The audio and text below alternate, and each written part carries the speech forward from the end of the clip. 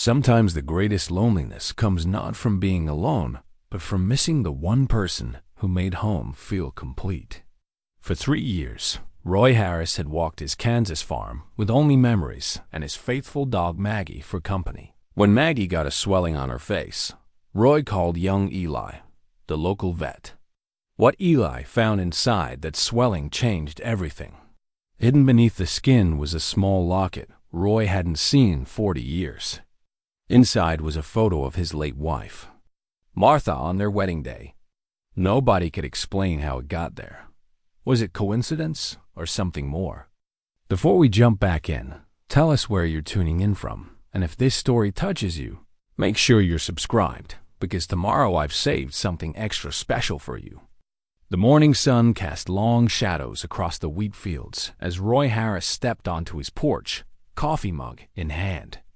At 67, his weathered face told the story of decades spent under the Kansas sky, but his blue eyes held a weariness that went deeper than physical labor.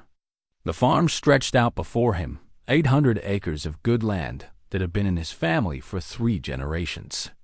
It should have been peaceful.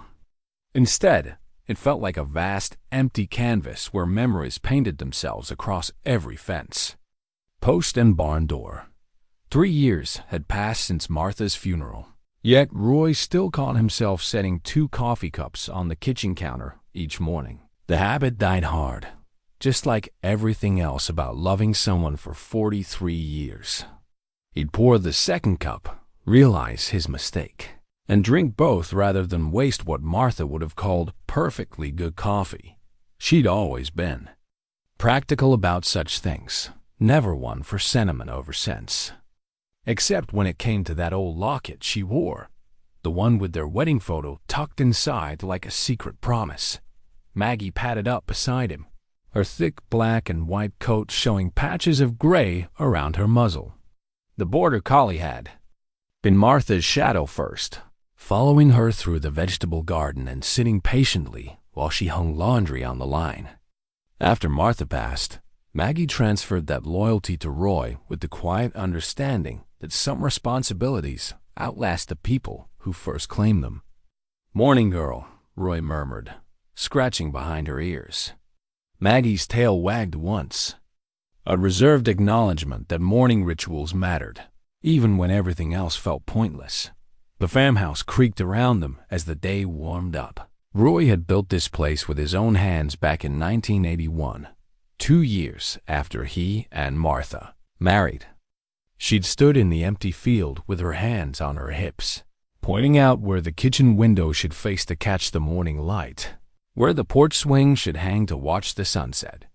Every nail he'd hammered, every board he'd cut, had been shaped by her vision of what home should feel like. Now the house felt too big. His footsteps echoed in hallways where Martha's laughter used to bounce off the walls. Their children, David, Sarah, and Michael, had scattered across the country years ago, chasing careers and building lives in cities that Roy couldn't imagine calling home. They called every Sunday, voices careful and concerned, asking if he was eating enough, if he needed anything, if maybe it was time to think about moving closer to one of them. The suggestion always made Roy's chest tighten. Leave the farm? Leave the place where he'd kissed Martha for the first time against the old oak tree by the barn. Leave the garden where she'd spent countless hours coaxing tomatoes and sunflowers from the stubborn Kansas soil. It felt like betrayal, though he couldn't say whether he'd be betraying Martha's memory or his own need to keep her close. Roy walked the perimeter of the property most mornings, Maggie trotting alongside him with the focused intensity of a dog bred for work, but given only companionship to occupy her days. They checked the fences, though no livestock had grazed these fields for 2 years. Roy had sold the cattle after Martha died, unable to manage the daily demands alone. The decision made financial sense, but had left the land feeling abandoned, like a song with half its notes missing. The barn stood at the property's heart, its red paint faded but its bones still strong. Roy had proposed to Martha in that barn, nervous as a schoolboy, fumbling with his grandfather's ring while she laughed at his serious expression. She'd said yes before he finished asking, throwing her arms around his neck and whispering that. She'd been waiting for him to work up the courage for months. The memory lived in every beam and board, preserved like flowers pressed between the pages of a beloved book. Roy's farming journal lay on the kitchen table where he'd left it the night before, its leather cover worn smooth by decades of use. Each page documented the seasons of his working life, rainfall measurements, crop yields, equipment repairs, and personal observations that had nothing to do with agriculture, but everything to do with building a life worth recording. Martha used to tease him about writing in it every evening, calling it his diary with fond mockery in her voice.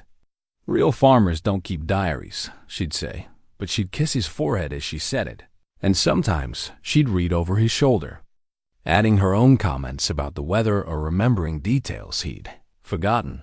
The journal had become his anchor after she died. Writing in it each night gave structure to days that otherwise seemed to drift without purpose. Last night's entry had been brief. Maggie's face swollen. Need to call someone. The someone had turned out to be Eli Brennan, though Roy hadn't been sure the young man would answer his call. Eli's father, Doc Brennan, had been the area's only large animal veterinarian for 30 years before a heart attack took him 6 months ago.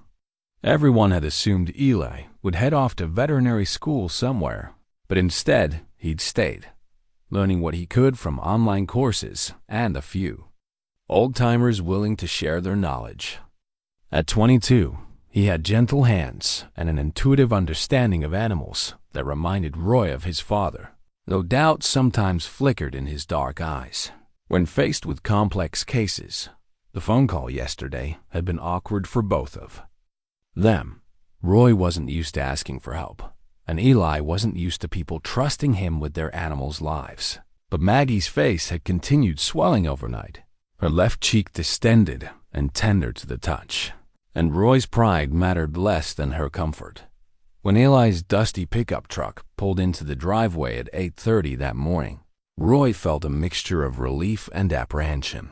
The young man climbed out slowly, gathering his father's old veterinary bag and what looked like a small toolbox of additional instruments. His sandy hair stuck up at odd angles, and his flannel shirt bore fresh coffee stains, but his movements were deliberate and careful as he approached the house. "Morning, Mr. Harris," Eli called out, his voice carrying the respectful formality of small-town manners. "How's Maggie doing today?" "About the same," Roy replied, leading the way to where Maggie lay on her favorite spot on the porch. "Maybe a little worse. She hasn't eaten much." Eli knelt beside the dog with practiced ease, speaking to her in low, soothing tones before examining the swollen area. His touch was gentle but confident, the kind of handling that came from growing up around animals rather than learning about them from textbooks. "There's definitely something in there," Eli said after a few minutes of careful palpation. "Feels hard, like maybe she got into something she shouldn't have. Foreign objects aren't uncommon with working dogs." Roy frowned. "She's been with me constantly. Haven't seen her get into anything unusual. Haven't seen her get into any issues. Sometimes they find things we don't even notice," Eli explained, opening his father's bag and laying out instruments on a clean towel. "Could be something she picked up weeks ago that's just now working its way to the surface." The procedure took 20 minutes of careful work.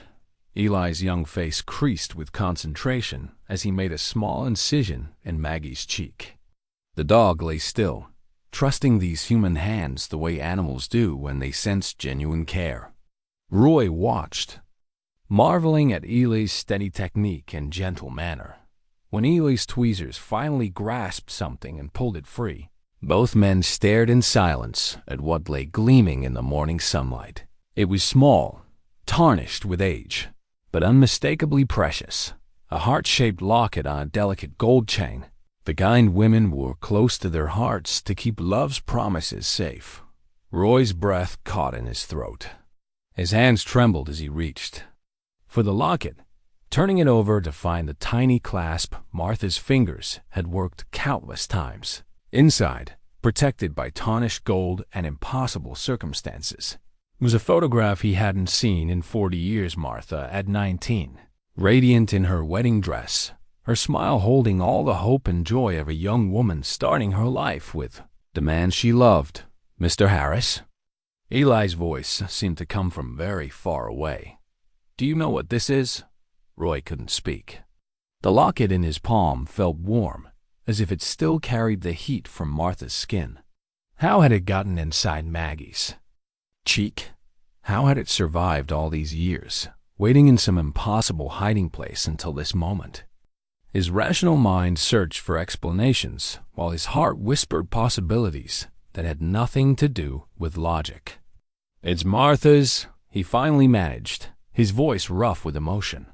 "My wife's wedding locket. She wore it every day until—" He stopped, unable to finish the sentence. Until when? When had Martha stopped wearing it?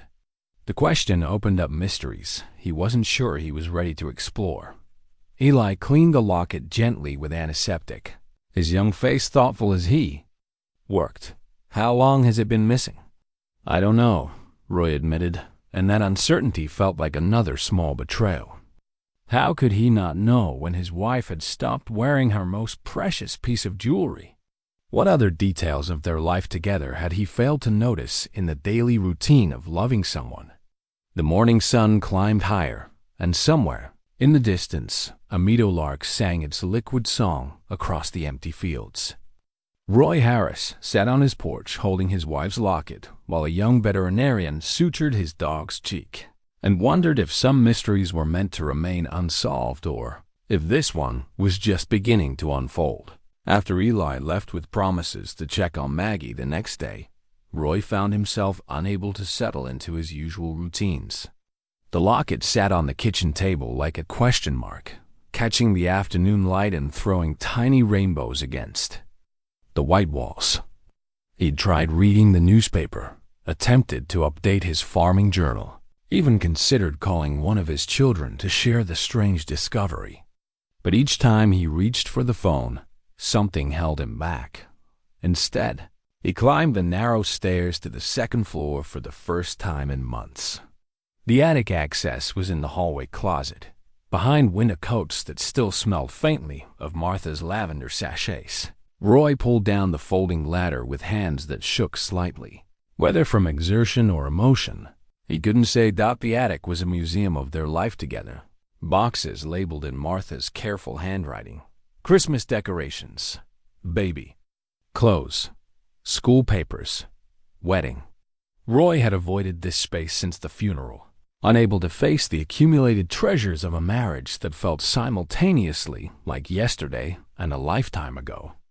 Dust motes danced in the shaft of light from the single window, and the air held that particular stillness of places where memories wait in boxes.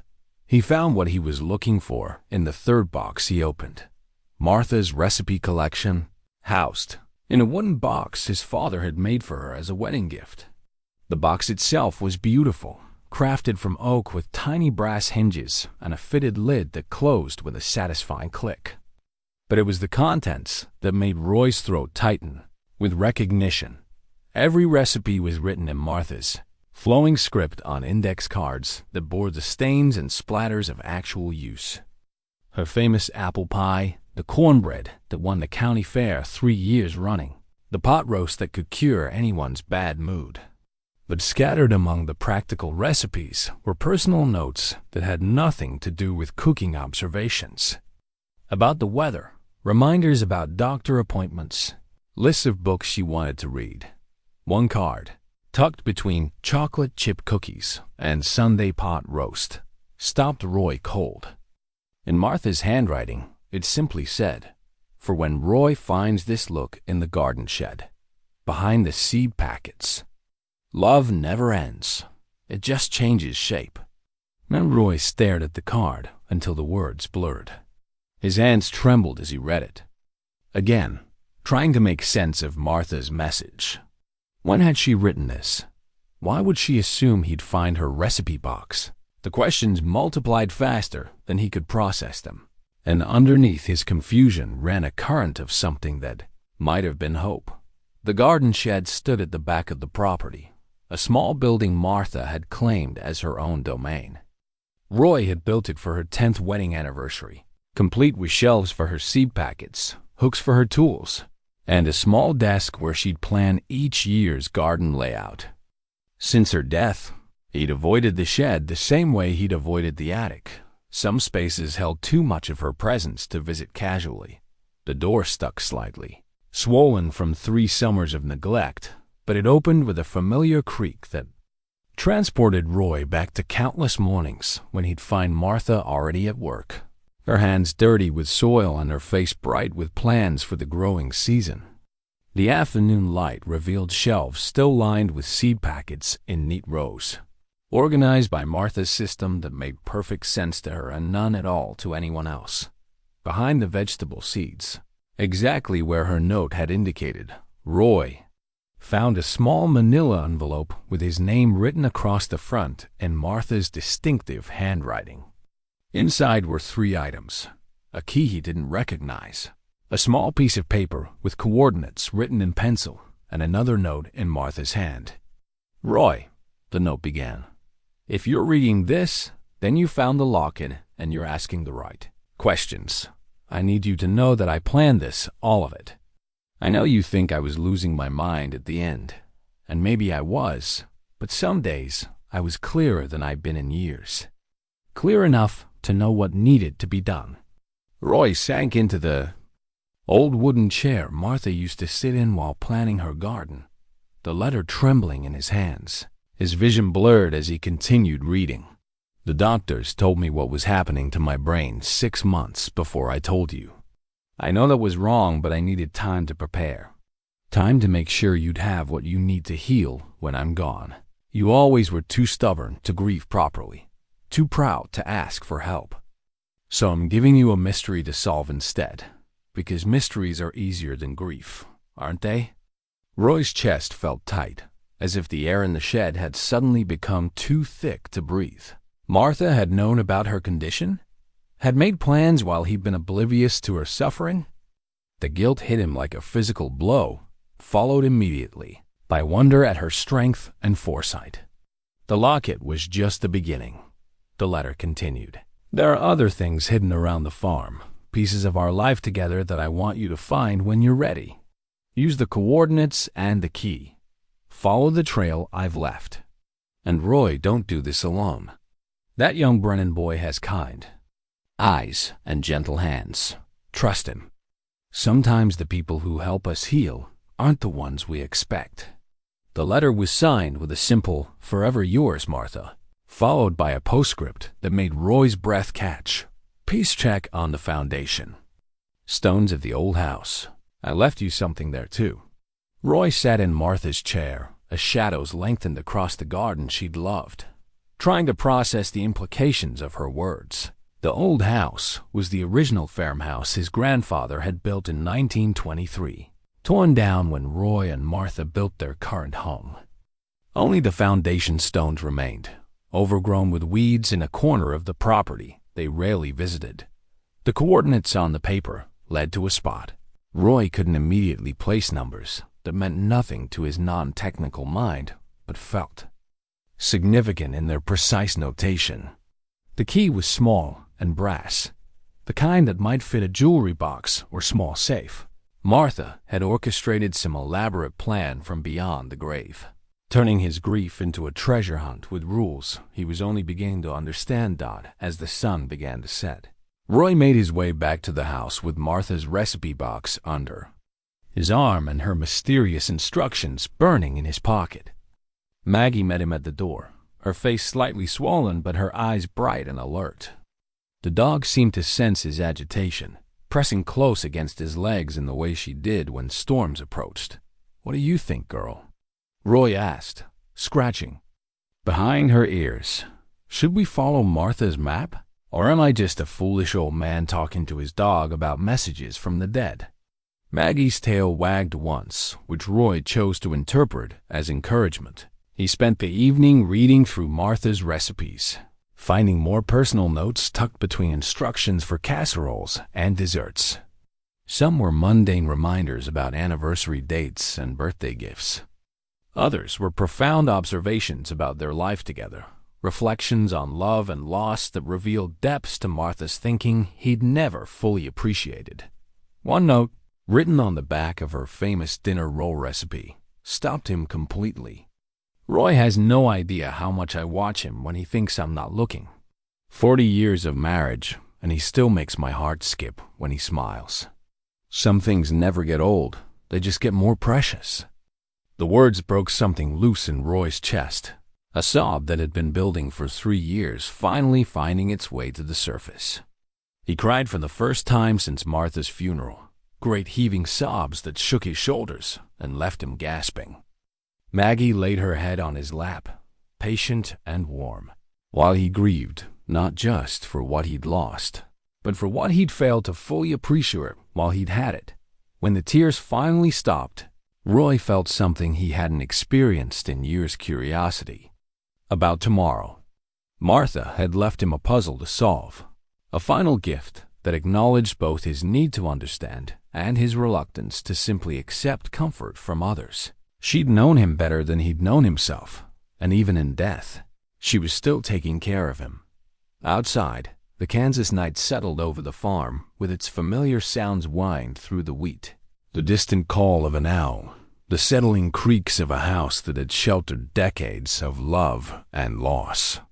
Somewhere in the darkness, Martha's clues waited to be discovered, promises of revelation that felt both terrifying and necessary. Roy closed the recipe box and placed it carefully on the kitchen table beside the locket. Tomorrow, he decided, he would call Eli and ask for help following Martha's map.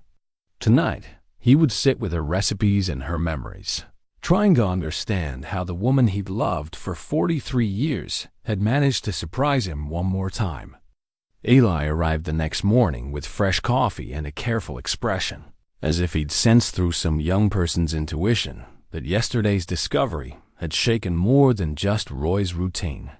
Maggie's healing was progressing well, the sutures clean and her appetite returning. But Eli lingered on the porch longer than necessary, his eyes drifting to the locket that still sat on the kitchen table like a beautiful, impossible question. "Mr. Harris," he said finally, settling into the porch chair Martha used to favor. "I've been thinking about that locket all night. I know it's none of my business, but, well, it just doesn't make sense medically. There's no way something that size could have been under Maggie's skin for very long without causing serious infection." Roy appreciated the young man's directness.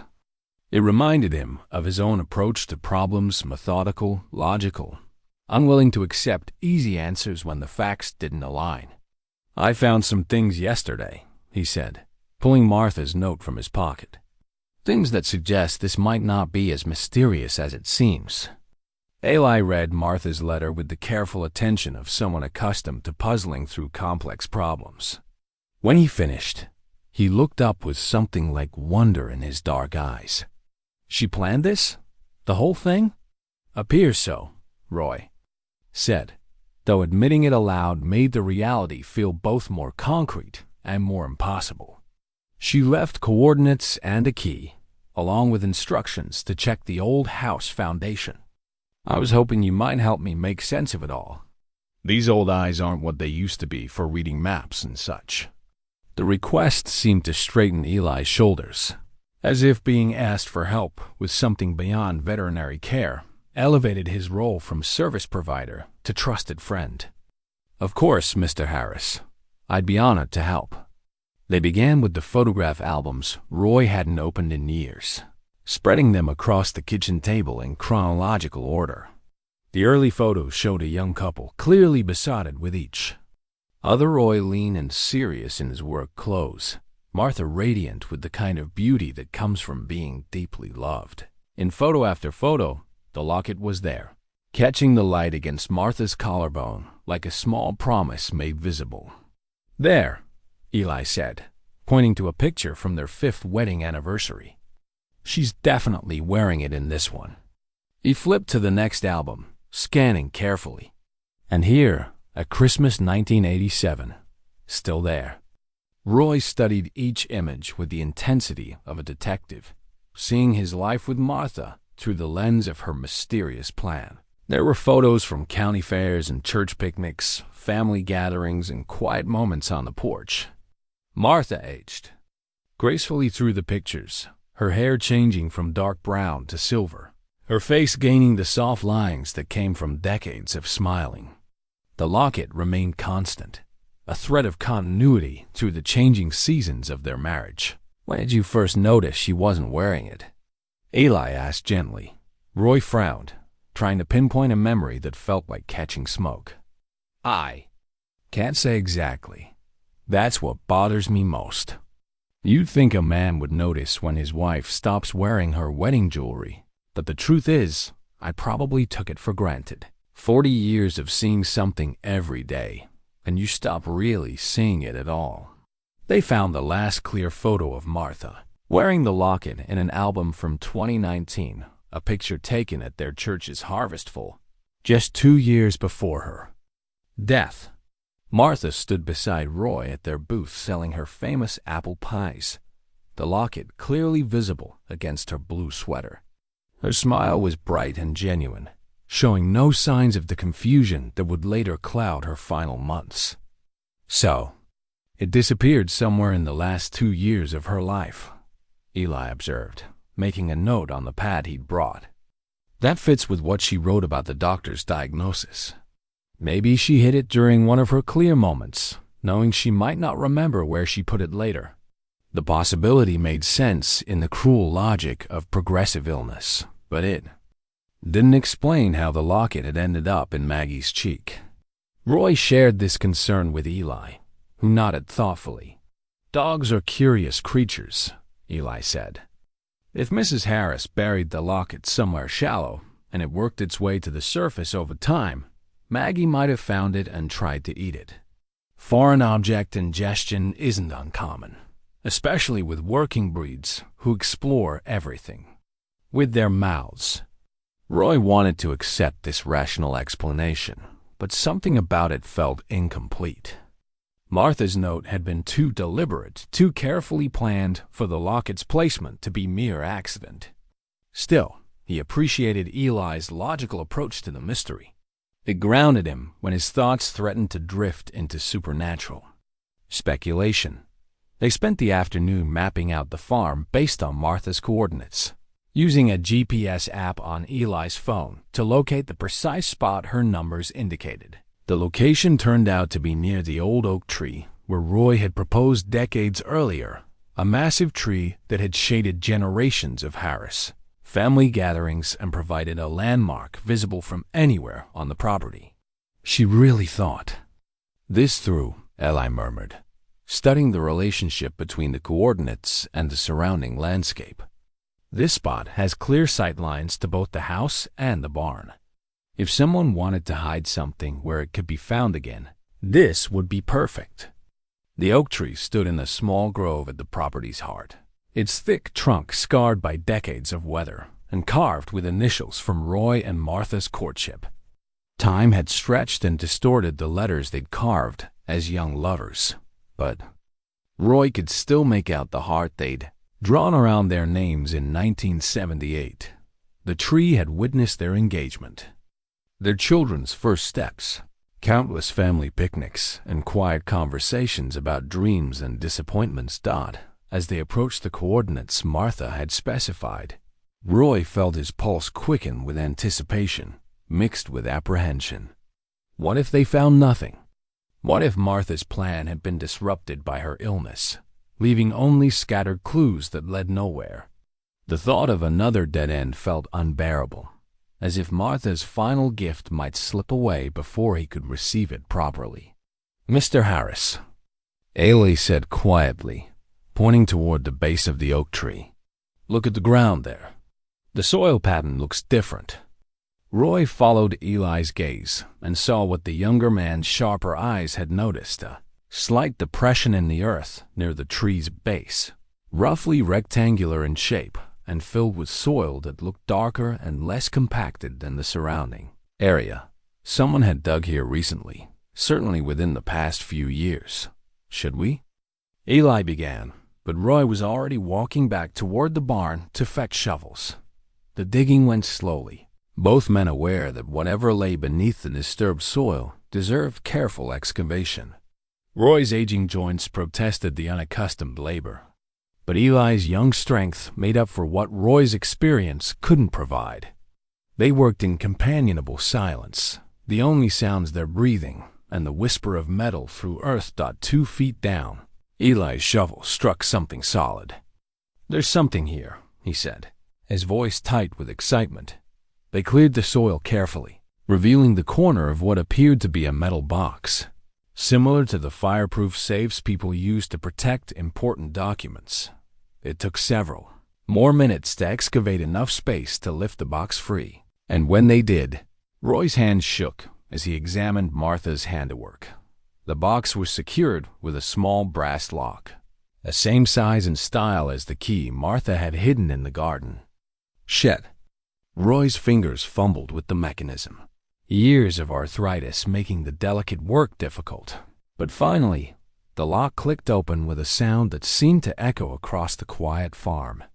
Inside, wrapped in oilcloth to protect it from moisture, was a leather-bound photo album Roy had never seen before. The cover bore Martha's careful script, "For Roy, our love story in pictures." Below that, in smaller letters, she'd written, "Because some things are too precious to trust to memory alone." Eli stepped back respectfully as Roy opened the album, understanding instinctively that this moment belonged to a husband alone with his wife's final gift. The first page contained a photo Roy barely remembered, the two of them on their very first date, sitting on the porch swing of Martha's childhood home. He looked impossibly young and nervous. She looked radiant and slightly amused by his seriousness. Each page that followed told their story in images Roy had forgotten existed, photographs that must have been stored in boxes and albums throughout. The house, carefully selected and arranged by Martha during her clearest moments. There were pictures from their wedding day he'd never seen, candid shots of their children as babies, family vacations and quiet domestic moments that together formed a visual narrative of 43 years of shared life. On the final page, Martha had placed a recent photograph of herself sitting in her garden, surrounded by the sunflowers she'd loved. Below it, she'd written, "Roy, if you're reading this, then the first part of my plan worked. You found the locket, you followed the clues, and you trusted someone to help you. That's progress, and I'm proud of you. But this is just the beginning. There are more treasures hidden around our farm, each one chosen to remind you of a different chapter in our story. Follow the trail I've left, and remember love doesn't end with death. It just changes shape. Your devoted wife, Martha." The discovery of Martha's photo album left Roy emotionally drained but strangely energized, as if his wife's carefully planned revelations had awakened something that had been dormant since her death. That evening, he found himself drawn to spaces he'd avoided for 3 years, beginning with Martha's potting shed where her gardening tools still hung in neat rows on hooks. He'd installed for her 20th wedding anniversary. The shed felt like a shrine to Martha's patient nurturing of growing things. Her work gloves lay draped over the edge of a clay pot, exactly where she'd left them during her final spring. Seed packets were arranged by planting season, annotated in her careful handwriting with notes about soil conditions and companion plantings. It was here, tucked behind a bag of fertilizer, that Roy discovered another of Martha's hidden treasures, a small leather journal he'd never seen before. The journal's cover bore no title, but inside, Martha's familiar script-filled page after page with observations that had nothing to do with gardening and everything to do with the deeper cultivation of a life well lived. The entries were dated sporadically across the final 2 years of her life, beginning shortly after her diagnosis, but written during what she referred to as her clear days moments, when the fog of confusion lifted enough for her to think and plan with her old precision. January 15th, read one entry. Had another clear morning today. Roy doesn't know about the doctor visits yet, and I'm not ready to tell him. He'll want to fix this, and when he can't, he'll blame himself. I need time to prepare, to make sure he has what he needs when I'm no longer myself. The garden teaches patience, seeds planted in winter bloom in spring. Maybe my preparations will bloom for Roy after I'm gone. Eli arrived as Roy sat reading in Martha's potting shed. His young face creased with concern when he found the older man surrounded by gardening tools and memories. Without being asked, he settled onto an overturned bucket and waited while Roy read passages aloud, his voice occasionally breaking on Martha's more profound observations. "Listen to this one," Roy said, finding an entry that made his chest tight with recognition. March 8th, Roy spent the morning fixing the fence by the north pasture. I watched him from the kitchen window, the way I've watched him work for 40 years.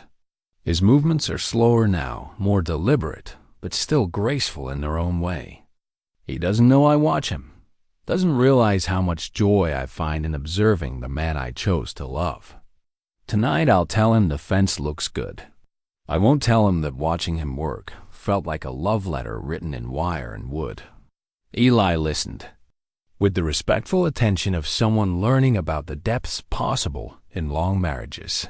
At 22, he'd known loss. His father's sudden death had shaped his understanding of grief, but he'd never witnessed the slow, intentional preparation for departure that Martha's journal revealed. She really thought about everything, Eli said when Roy finished reading several entries. "Even knew you'd need help accepting it all." Roy nodded, turning to an entry that mentioned Eli specifically. April 20th. The Brennan boys stopped by today to check on the chickens Roy thought were sick. Turns out they were just molting. But Eli was patient and thorough, explaining everything to Roy without making him feel foolish for calling. He has his father's hands, but a gentler way of talking. I think he might be someone Roy could trust when the time comes. Young people see possibilities where old people see problems. Roy will need that perspective. The observation made Eli flush slightly, but Roy could see the pride in his expression. Being recognized by Martha Harris, whose practical wisdom was legendary in their community, meant something significant in a place where reputations were built over decades of consistent character. They spent the afternoon working together in Martha's neglected garden, following the detailed planting diagrams she'd left in her journal. The physical labor felt therapeutic to both men. Roy grateful for tasks that honored Martha's memory. Eli discovering that his gentle touch with animals translated well to nurturing plants. The garden had been overtaken by weeds in the 3 years since Martha's death, but underneath the neglect, her perennial flowers persisted with stubborn hope. She planned this garden like a symphony, Roy observed, pulling weeds from around dormant daylily clumps. Early spring bulbs, summer perennials, fall asters. Something blooming from March through October, all designed to feed the bees and butterflies she loved. As they worked, Roy found himself sharing memories he hadn't spoken aloud since Martha's death. He told Eli about the year Martha decided to grow giant pumpkins for the county fair, how she'd researched and experimented until she produced a specimen that weighed over 200 pounds.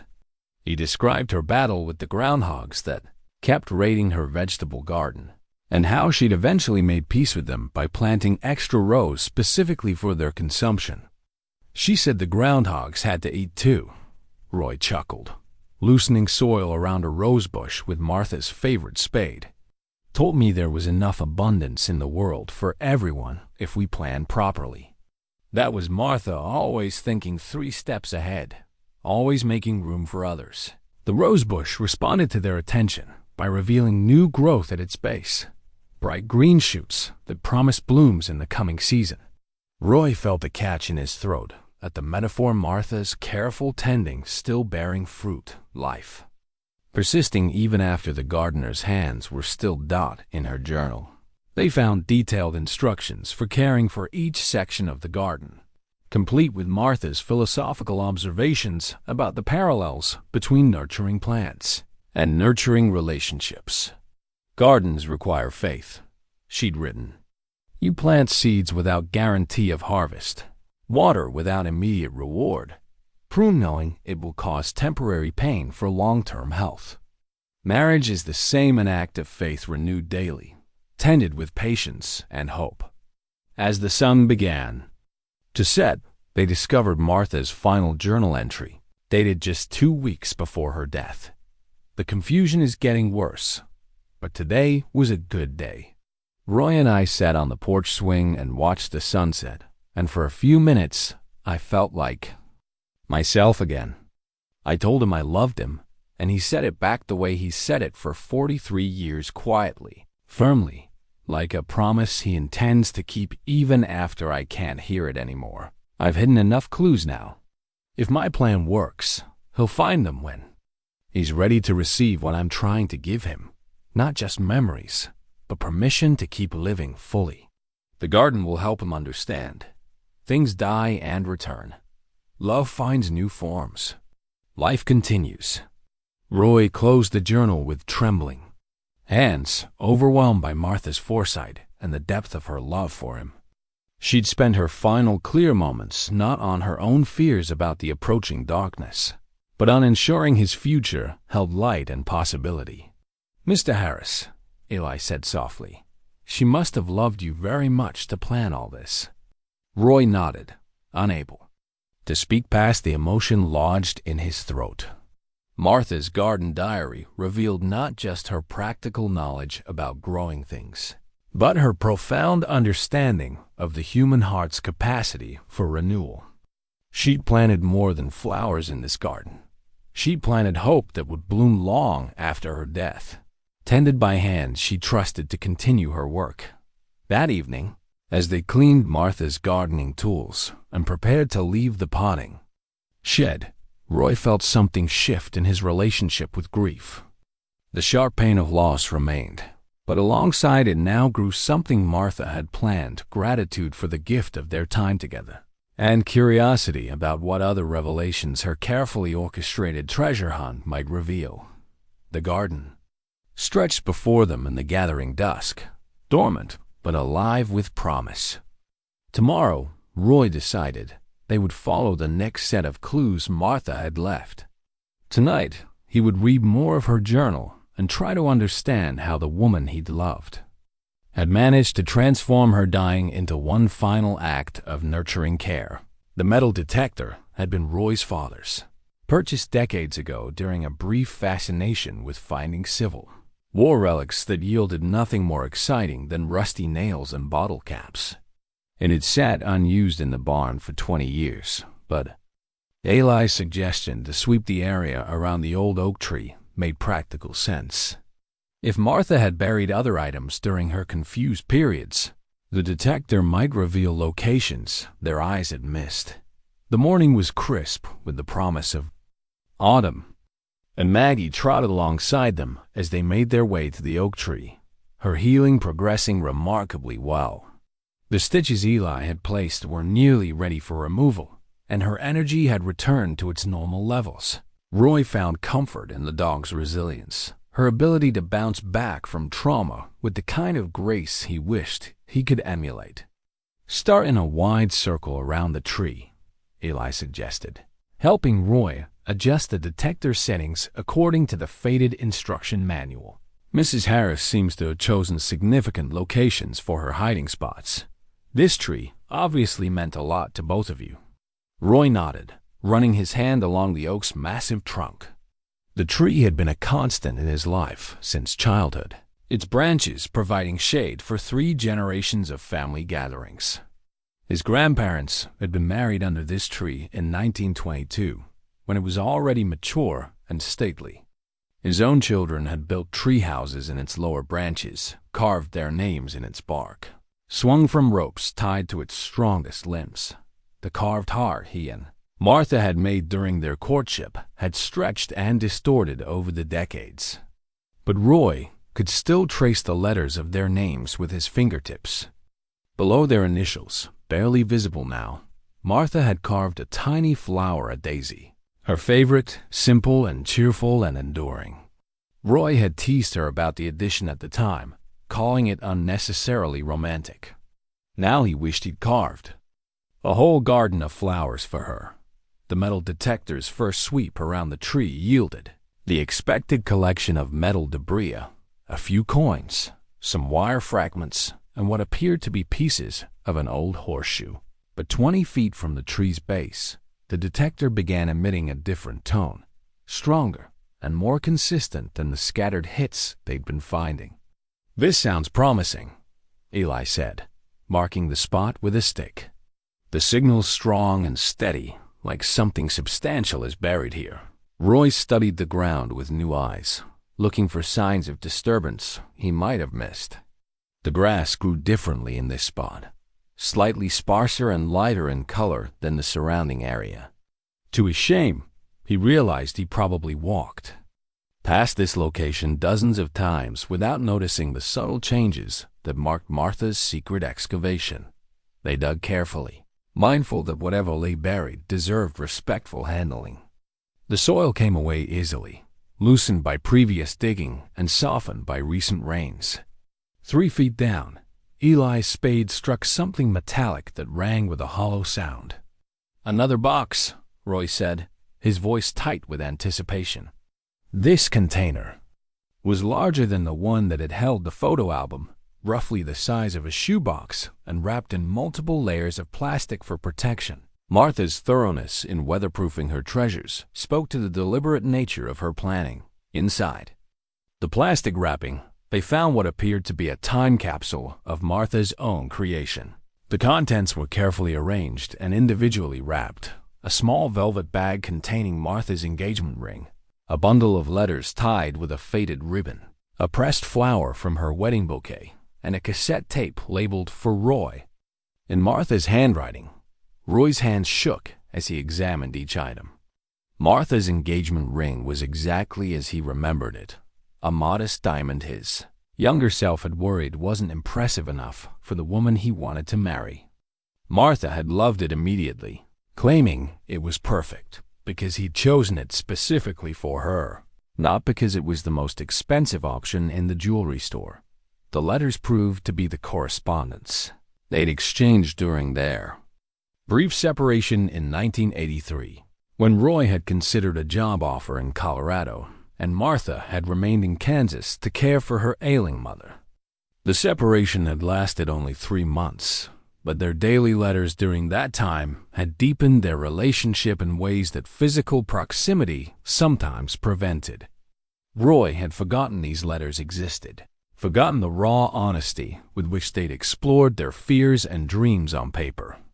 "Roy," one letter began, in Martha's young woman's handwriting, "I miss you so much that I catch myself setting 2 plates for dinner, then standing in the kitchen holding the extra plate and wondering how I'm supposed to eat when half of my heart is in Colorado. But I also know that we're doing something important here, learning whether our love can survive not just the easy times, but the difficult decisions and necessary separations that real life demands. I think we're passing the test, don't you?" The pressed flower from her wedding bouquet had maintained some of its original color, a pale reminder of the daisy and baby's breath arrangement Martha's sister had made for the small ceremony at the country church. Roy remembered how Martha had insisted on simple flowers rather than elaborate arrangements, claiming that daisies represented new beginnings better than roses represented passion.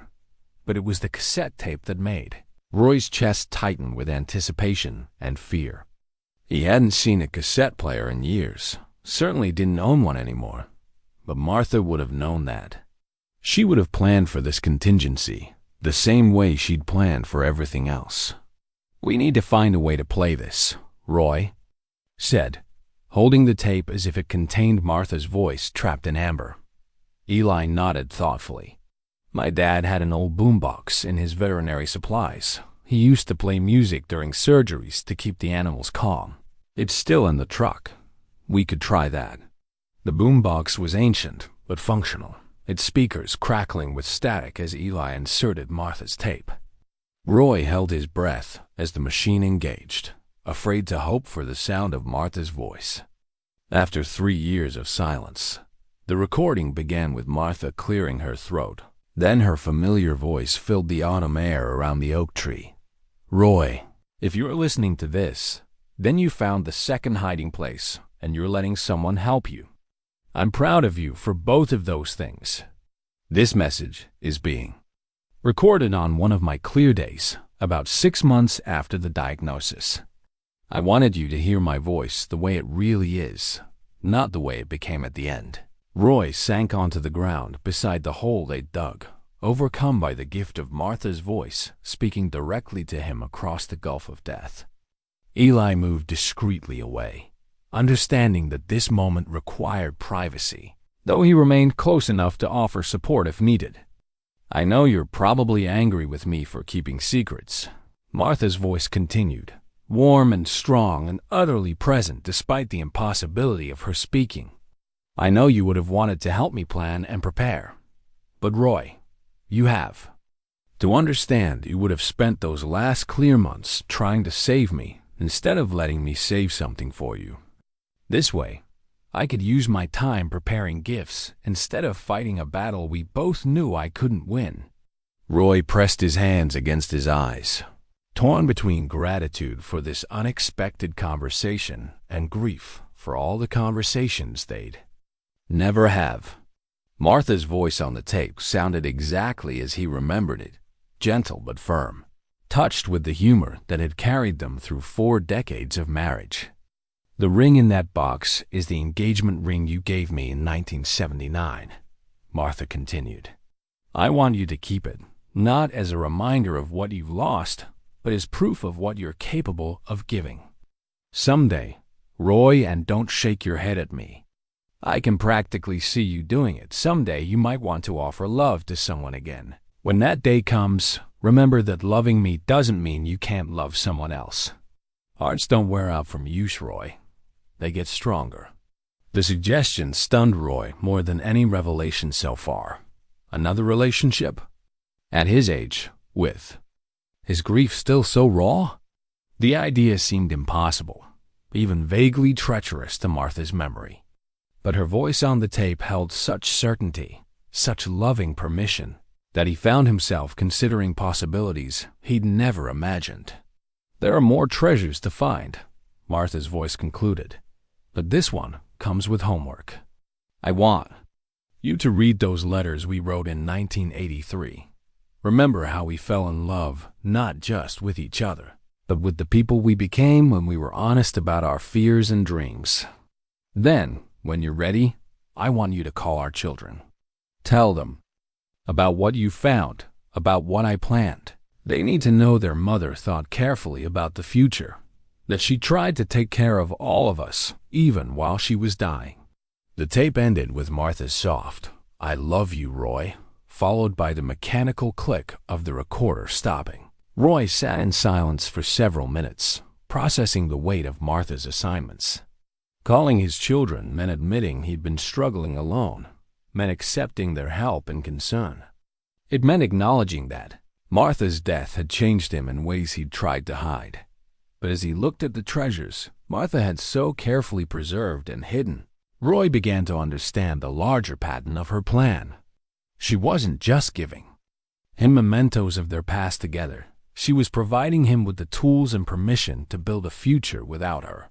Each discovery challenged his assumptions about grief, about loyalty, about the possibilities that remained in a life he'd assumed was essentially over. The sun climbed higher as Roy carefully packed Martha's treasures back into their protective wrapping, but he left the cassette tape in LA's boombox. Martha's voice had been a gift he wasn't ready to put away, and somehow he sensed she would approve of his reluctance to say goodbye to their conversation quite yet. The phone call to his eldest son, David, required more courage than Roy had anticipated. 3 days passed after finding Martha's cassette tape before he finally dialed David's number in Denver, his hands trembling as he waited for his son's familiar voice to answer. Dad, is everything okay? David's immediate concern spoke to how rarely Roy initiated contact, preferring to wait for his children's scheduled Sunday calls rather than risk interrupting their busy lives. I'm fine, son. But Need to tell you something about your mother. About things she did before she died that I'm just now discovering." The conversation that followed stretched over an hour, David's initial skepticism giving way to wonder as Roy described the locket, Martha's hidden notes, and the treasures buried around the farm. By the time Roy finished explaining about the CSETTE tape and Martha's message about future possibilities, David's voice had grown thick with emotion. "She planned all this while she was sick?" David asked. "While we thought she was just getting confused?" "Appears so. She was protecting us from knowing how aware she still was sometimes. Wanted to use her clear moments for this, instead of for goodbyes that would have broken our hearts twice." David was quiet for a long moment. "Dad, Sarah and Michael need to hear this too. Can you conference call them tonight? This changes everything about how I understood Mom's final months." The evening call with all three children proved more emotional than Roy had expected. Sarah, his middle child and the one most like Martha in temperament, wept openly as Roy read passages from Martha's garden diary. Michael, his youngest and most skeptical, peppered him with questions about the physical evidence, as if needing to verify the story's truth through forensic detail. "So Mom knew she was dying, but she spent her energy making a treasure hunt for you instead of spending time with us?" Michael's voice carried a hurt that Roy recognized, the pain of feeling excluded from Martha's final plans. "She spent her energy taking care of all of us," Roy corrected gently. "Your mother's last gift wasn't just for me, Michael. It was for our whole family. She knew I'd call you when I was ready to share it, knew you'd come home to help me understand what she'd left us." The prediction proved accurate. Within a week, all three of Roy's adult children had rearranged their schedules to visit Kansas, drawn by curiosity about their mother's hidden plan and concern for their father's emotional well-being.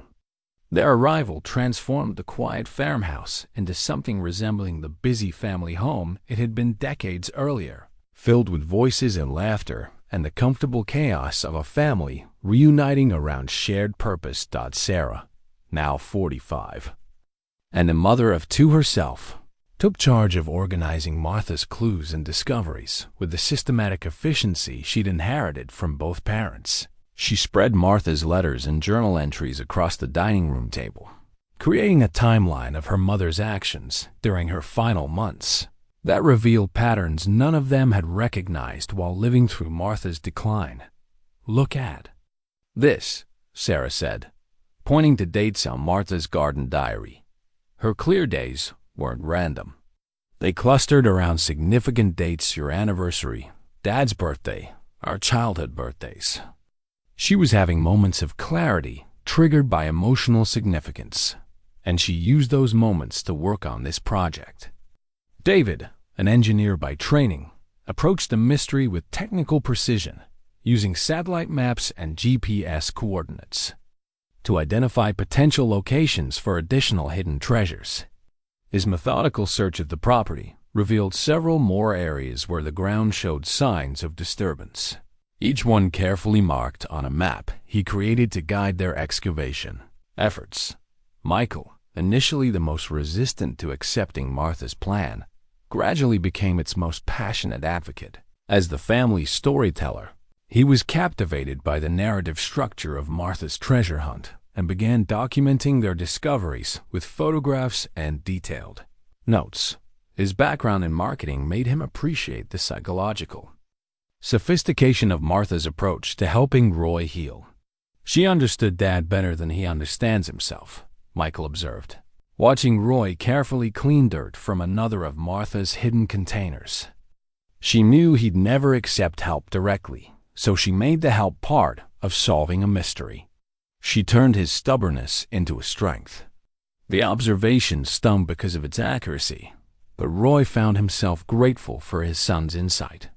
Having his children present transformed the treasure hunt from a solitary journey through grief into a family project that honored Martha's memory while strengthening bonds that had grown tenuous over years of geographical separation.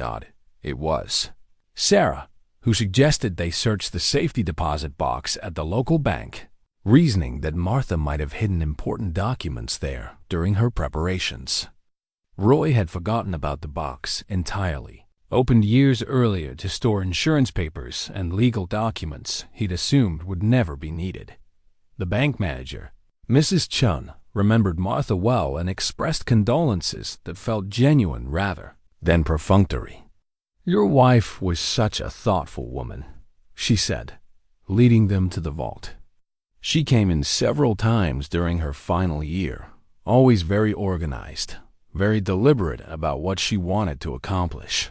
Inside the safety deposit box, alongside the expected legal documents and insurance policies, they found a manila envelope marked "Medical Records Private" in Martha's handwriting. Roy's hand shook as he opened it, unprepared for the weight of what Martha had hidden from him during her final months. The documents revealed a story of medical consultations that had begun nearly 2 years before Martha's death.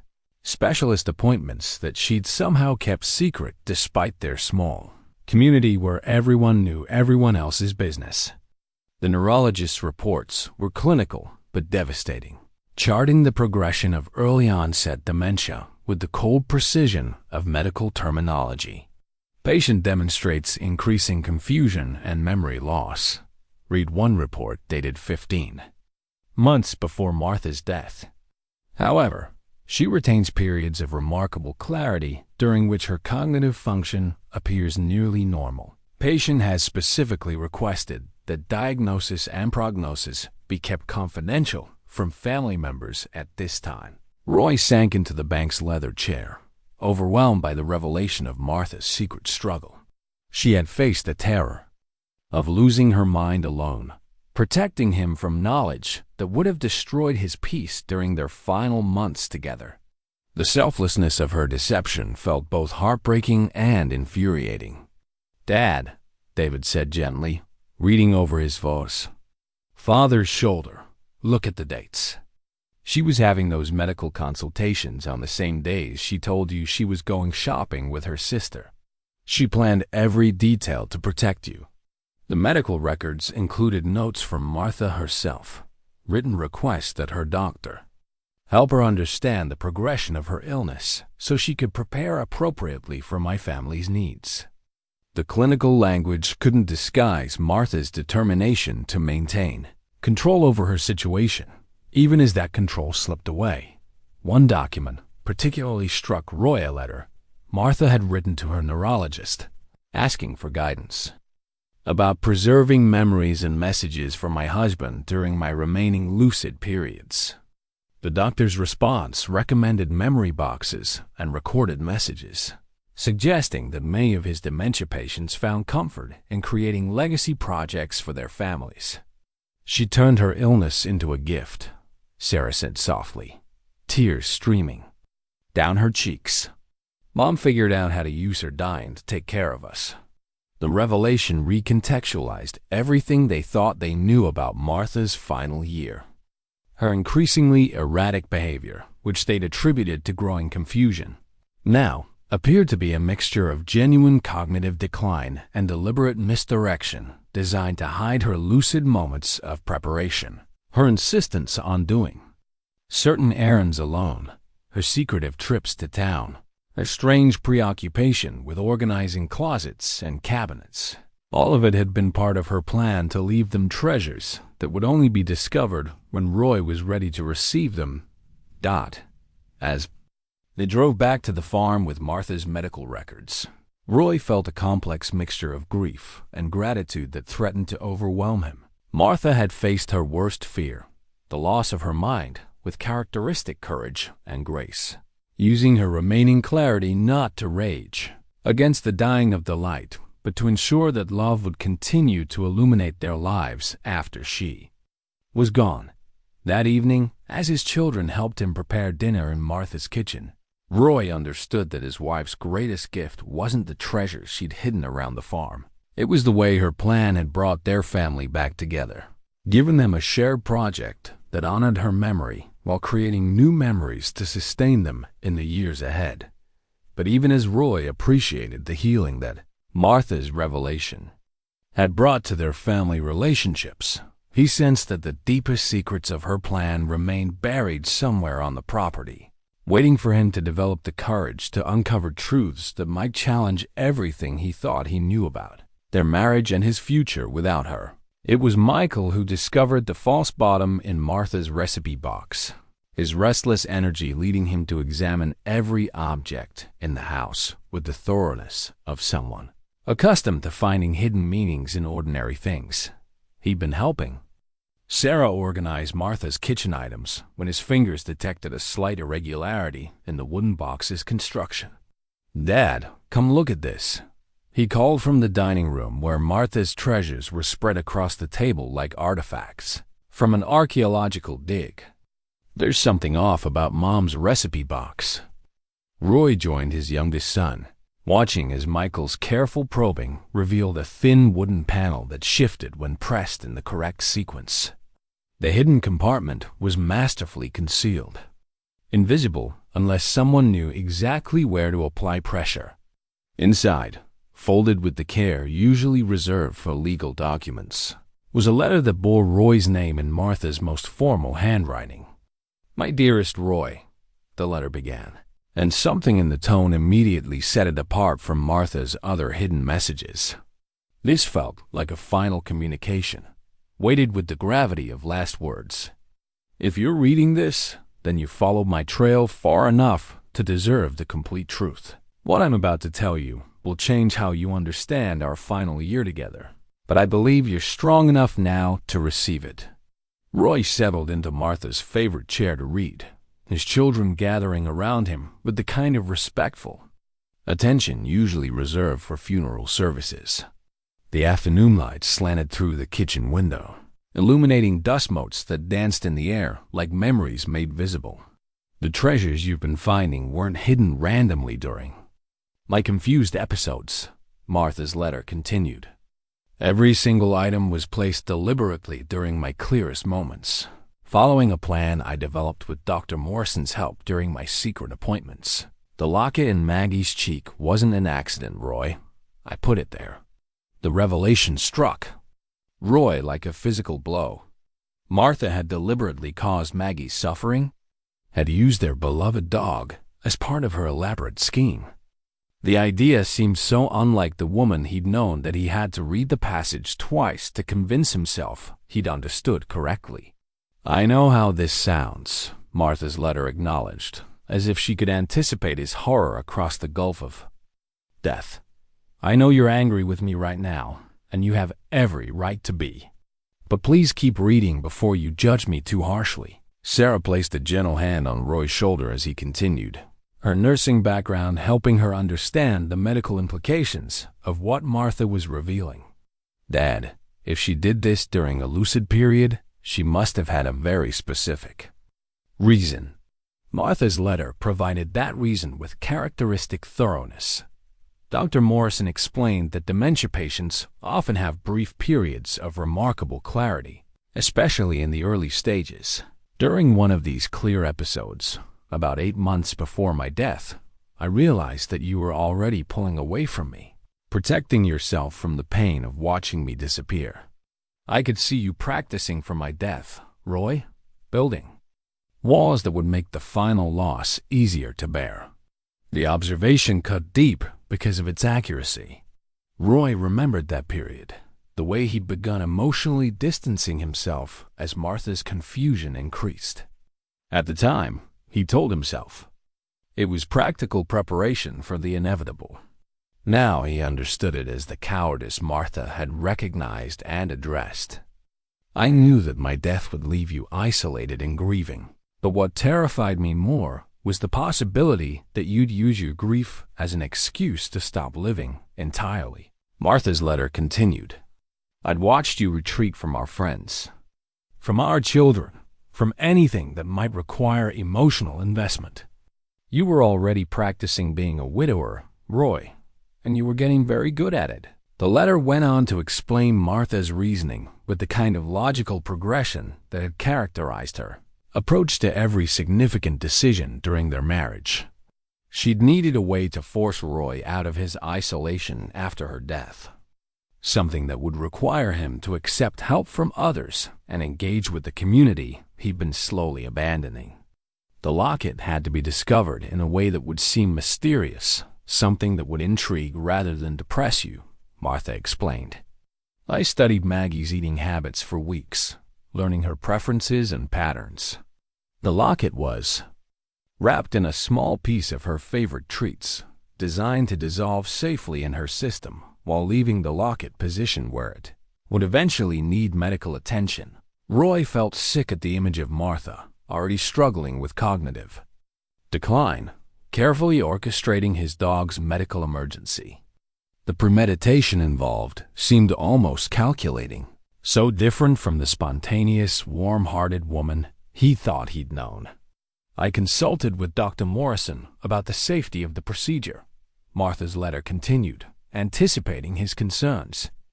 The locket was positioned to cause minor discomfort but no serious harm. Maggie was never in real danger, though I know that doesn't excuse using her in my plan. I chose the lesser evil. Roy a brief period of discomfort for Maggie in exchange for preventing years of isolation and depression for you. Michael whistled softly as he processed the implications. Mom was playing chess while everyone else was playing checkers. She manipulated the entire situation to get exactly the outcome she wanted. David, ever the engineer, was examining the timeline with professional precision. The medical records show she was having clear days right up until a few weeks before her death. She had months to plan this, to test her theories about Dad's behavior and design interventions. But it was Sarah who grasped the emotional sophistication of Martha's strategy. She knew Dad would never accept help directly, especially not from someone as young as Eli. But if Dad thought he was solving a mystery, if Eli was part of that mystery, then Dad would have to trust him. Mom engineered a friendship. The letter's next revelation proved Sarah's insight correct. I chose young. Eli Brennan specifically because he needed confidence and you needed someone to mentor. His father's death left him uncertain about his abilities, just as my coming death was leaving you uncertain about your purpose. I believed you could help each other heal, and I was right. Martha's letter included detailed observations about Eli's character and potential, noting his gentle manner with animals, his respectful treatment of older community members, and his genuine desire to carry on his father's work. She'd orchestrated their meeting with the precision of a master storyteller, creating circumstances that would naturally develop into mutual respect and affection. Every treasure you found was placed to teach you something specific, Martha's letter continued. The photo album reminded you of our happiness. The garden diary showed you that growth continues after death. The cassette recording gave you permission to love again. Each discovery was designed to move you further along the path from grief toward renewal. Roy felt a mixture of admiration and betrayal as he read Martha's explanation of her psychological manipulation. She'd played him like a master musician plays an instrument, knowing exactly which emotional strings to pluck to produce the desired response. The realization that his healing had been orchestrated rather than organic left him feeling manipulated, even as he marveled at her insight and care. You're wondering now whether your feelings have been genuine or manufactured. Martha's letter acknowledged with uncanny accuracy. Let me assure you that emotions can't be faked, Roy. Only situations can be created that allow genuine emotions to emerge. Your grief was real. Your friendship with Eli is real. Your growing acceptance of help from our children is real. I simply removed some of the obstacles that were preventing you from experiencing these things naturally. The letter's final paragraphs contained Martha's most profound revelation. There's one more treasure to find, Roy, and it's the most important one. Dr. Morrison helped me create a complete record of our life together, not just the happy memories, but the difficult times too. The arguments and disappointments and small failures that made our love real rather than sentimental. This final treasure is buried where our life together truly began, in the foundation of the original farmhouse where your grandfather first brought your grandmother as a bride. Martha concluded with instructions for finding this final cache and a warning about its contents. What you'll find there will complete your understanding of my plan and my hopes for your future. But Roy, it will also challenge you in ways the other treasures haven't. You'll need the strength you've gained from our children's support and Eli's friendship to receive this final gift properly.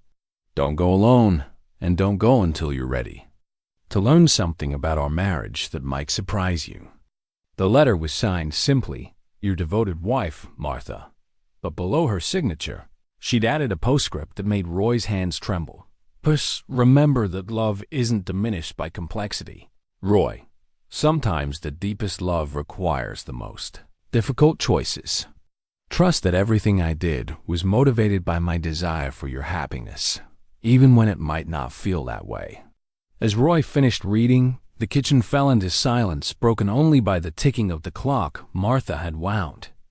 Every Sunday morning for 40 years, his children watched him with concerned expressions, recognizing that this revelation had shaken something fundamental in his understanding of their mother and his marriage to her.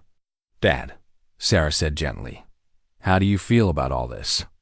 Roy considered the question carefully, trying to separate his emotional response from his intellectual appreciation of Martha's strategy. "Grateful and furious in equal measure," he finally admitted. "Your mother saved my life with this plan, but she did it by deceiving me about almost everything that mattered during our final months together." Michael leaned forward, his storyteller's instincts engaged by the narrative complexity of Martha's revelation. But wasn't the deception itself an act of love? She knew you well enough to predict exactly how you'd react to her illness, and she cared enough to prevent you from making choices that would have hurt you in the long run. The observation was accurate, but didn't diminish Roy's sense of having been manipulated by the person he trusted most completely. Martha had been playing a game whose rules only she understood, making moves that wouldn't be revealed until after her death. The sophistication of her strategy was impressive, but it left Roy questioning whether anything about their final year together had been genuine. As evening settled over the farm, Roy found himself facing a choice that Martha had probably anticipated. He could focus on feeling betrayed by her deception, or he could marvel at the depth of love that had motivated such elaborate care for his future well-being. The two responses weren't mutually exclusive, but one would lead toward healing, while the other would trap him in a different kind of grief. Outside, the old oak tree stood silhouetted against the darkening sky, its branches reaching toward stars that had witnessed decades of love and loss on this land. Somewhere beneath the foundation stones of the original farmhouse, Martha's final treasure waited to complete her story and reveal the last secrets of a marriage that had been more complex and more carefully tended than Roy had ever imagined. For 3 days after discovering Martha's confession letter, Roy couldn't bring himself to approach the original farmhouse foundation. The weathered stone remnants sat in an overgrown corner of the property, partially hidden by volunteer elm trees and brambles that had claimed the space during decades of neglect. Martha's final treasure waited there, but Roy found himself reluctant to complete the journey she'd mapped out for him. His children had extended their visits, sensing their father's need for support as he processed Martha's revelations. They'd established a comfortable routine of shared meals and evening conversations that reminded Roy of holidays from their younger years, when the house buzzed with activity and multiple generations gathered around Martha's dining room table. But underneath the familial warmth lay an undercurrent of anticipation. Everyone knew the treasure hunt wasn't finished, that Martha's most significant revelation still awaited discovery. Eli continued his daily visits, officially to check on Maggie's healing, but increasingly to participate in what had become a family archaeological expedition. The young man had been profoundly affected by learning that Martha had specifically chosen him as part of her plan.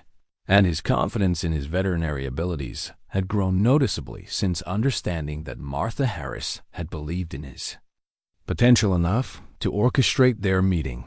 "She really saw me," Eli said one afternoon as he and Roy worked together to clear brush from the foundation site. "I'd been thinking I was just lucky to be around when you needed help. The Mrs. Harris actually studied my character and decided I was worthy of your trust. That means something in a place like this." Roy paused in his work, recognizing the weight of Martha's recognition for someone Eli's age in their small community. Reputation mattered deeply in rural Kansas, built slowly through consistent demonstration of character and competence. Martha's posthumous endorsement carried the kind of authority that could shape a young person's entire future. "Your father would be proud of how you've handled all this," Roy said, watching Eli carefully remove thorny branches from around the foundation stones. "You've shown patience and wisdom well beyond your years." The foundation itself was larger than Roy remembered, the stone blocks arranged in a rectangle that revealed the modest size of his grandparents' original home. Built in 1923 from limestone quarried on the property, the foundation had been designed to last for generations. His grandfather had laid each stone by hand, creating a base solid enough to support not just a house, but the dreams of a young couple starting their life together in the challenging years following World War I.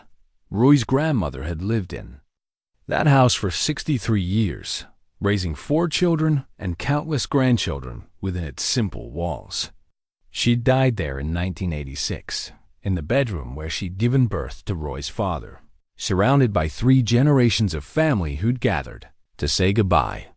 The house had been torn down 2 years later when its foundation began to shift, but the stone base remained as a memorial to lives well lived on this land. Martha had understood the significance of this location, its importance as the symbolic heart of the Harris family legacy. Whatever she buried here would carry the weight of that history, the accumulated meaning of 4 generations who'd called this place home. Roy felt the responsibility of his ancestors as he prepared to uncover Martha's final gift, aware that he was continuing a story that would outlast his own lifetime. His children approached the excavation with different perspectives shaped by their individual relationships with family history. Sarah, the genealogy enthusiast, had spent hours researching their great-grandparents' lives, documenting the challenges they'd faced during the Great Depression and the quiet heroism of their persistence through difficult times. David brought his engineering precision to the task, using ground-penetrating radar equipment borrowed from a colleague to identify the exact location of Martha's burial without damaging the historical foundation. Michael documented everything with photographs and detailed notes, already envisioning how this story might be preserved for future generations. The radar readings indicated a significant buried object, approximately 4 feet down, positioned at what would have been the center of the original house's main room. Martha had chosen the location with symbolic precision, the heart of the home where his grandparents had shared their most intimate moments, where family decisions were made, and family stories were told around the kitchen table that had anchored their domestic life. "She's buried it deep," David observed, studying the radar printouts. "Deeper than the other items. This one was meant to last, to be protected even if everything else was disturbed." The excavation began at dawn on a crisp October morning, the autumn air carrying the scent of dying leaves and the promise of winter's approach. Roy insisted on doing much of the digging himself, despite his children's concerns about the physical strain. Something about this final treasure felt too personal to delegate entirely to younger hands, too significant to approach without the kind of reverent effort that physical labor could provide. Eli arrived as they were marking the dig site, bringing coffee and Martha's cassette player in case they discovered another recorded message. His presence had become essential to the process, not just for his practical help but for the perspective He provided as someone outside the family who could observe their dynamics with objective clarity. Mrs. Harris knew exactly what she was doing when she planned this timing, Eli said, watching the family work together with practiced efficiency. Fall is when farmers take stock of their harvest, when they prepare for the next planting season. She timed this final discovery for when you'd be most ready to think about what comes next. The observation struck Roy as typically perceptive. Martha had always been attuned to the rhythms of farm life, understanding how seasonal cycles affected mood and motivation.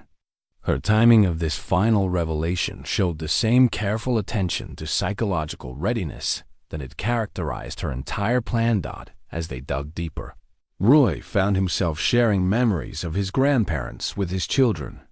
Stories they'd heard before, but which gained new significance in the context of excavating the foundation of their original home. His grandfather's determination to build something lasting despite limited resources. His grandmother's ability to create warmth and comfort within simple walls. Their quiet partnership that had endured through decades of economic uncertainty and social change. They were married for 68 years, Roy told Eli as they carefully sifted soil around the 4-foot mark. Never spent more than 3 days apart in all that time. When Grandma died, Grandpa followed her within 6 months, as if he couldn't figure out how to live without her. The parallel to his own marriage wasn't lost on anyone present. Roy had been following that same pattern, gradually withdrawing from life as if preparing to join Martha in whatever realm she'd entered. But Martha's elaborate plan had interrupted that trajectory, forcing him back into engagement with the world and relationships that would give his remaining years meaning and purpose. At 4.5 feet, David's shovel struck something metallic. The sound echoed off the foundation stones with a resonance that seemed to announce the culmination of Martha's carefully orchestrated journey. Everyone froze for a moment, recognizing the significance of this moment, the final chapter in Martha's posthumous love story. What they uncovered was unlike the other containers Martha had buried. This was an antique cedar chest, the kind used by previous generations to store wedding linens and precious textiles. The wood had been carefully treated for underground burial, sealed with multiple layers of protective coating that had preserved its integrity despite years in the earth. The chest was heavy enough to require all 4 men to lift it from the hole, and Roy's hand shook as he examined the brass nameplate attached to its lid. Martha Claire Wilson Harris, it read, using the full formal name she'd carried throughout their marriage. Below the nameplate, Martha had engraved a simple message: "For Roy and our family, the complete story of a love that transcends death." But it was the sight of Martha's wedding ring, hanging from a chain around the chest's brass lock, that finally broke Roy's composure. This was the ring she'd worn every day of their married life, the simple gold band he'd placed on her finger. In 1979, while promising to love her in sickness and health, for richer or poorer, until death parted them, she'd removed it during her final week, claiming her swollen fingers made it uncomfortable. But Roy now understood it had been saved for this moment, the key to unlocking her most important gift. Sarah wiped tears from her eyes as she helped. Her father fit the ring into the chest's lock mechanism. "She saved her wedding ring to be the key to her final message," she whispered. Even that detail was planned. The lock clicked open with a sound that seemed to echo across the decades, and Roy lifted the chest's heavy lid to reveal the most comprehensive treasure Martha had prepared. Inside, carefully organized in protective sleeves and folders, was what could only be described as the complete archive of their marriage. Not just the happy moments, but the full, complex reality of 43 years shared between 2 imperfect people who'd chosen to love each other through everything life offered. But it was the sight of a final cassette tape, labeled Roy's Graduation Advanced Course in Love, that made everyone understand Martha's final lesson was about to begin. She'd saved her most important teaching for last, And judging by the thickness of the documentation surrounding the tape, this lesson would challenge everything Roy thought he knew about marriage, love, and the possibilities that remained in a life he'd assumed was essentially overdone.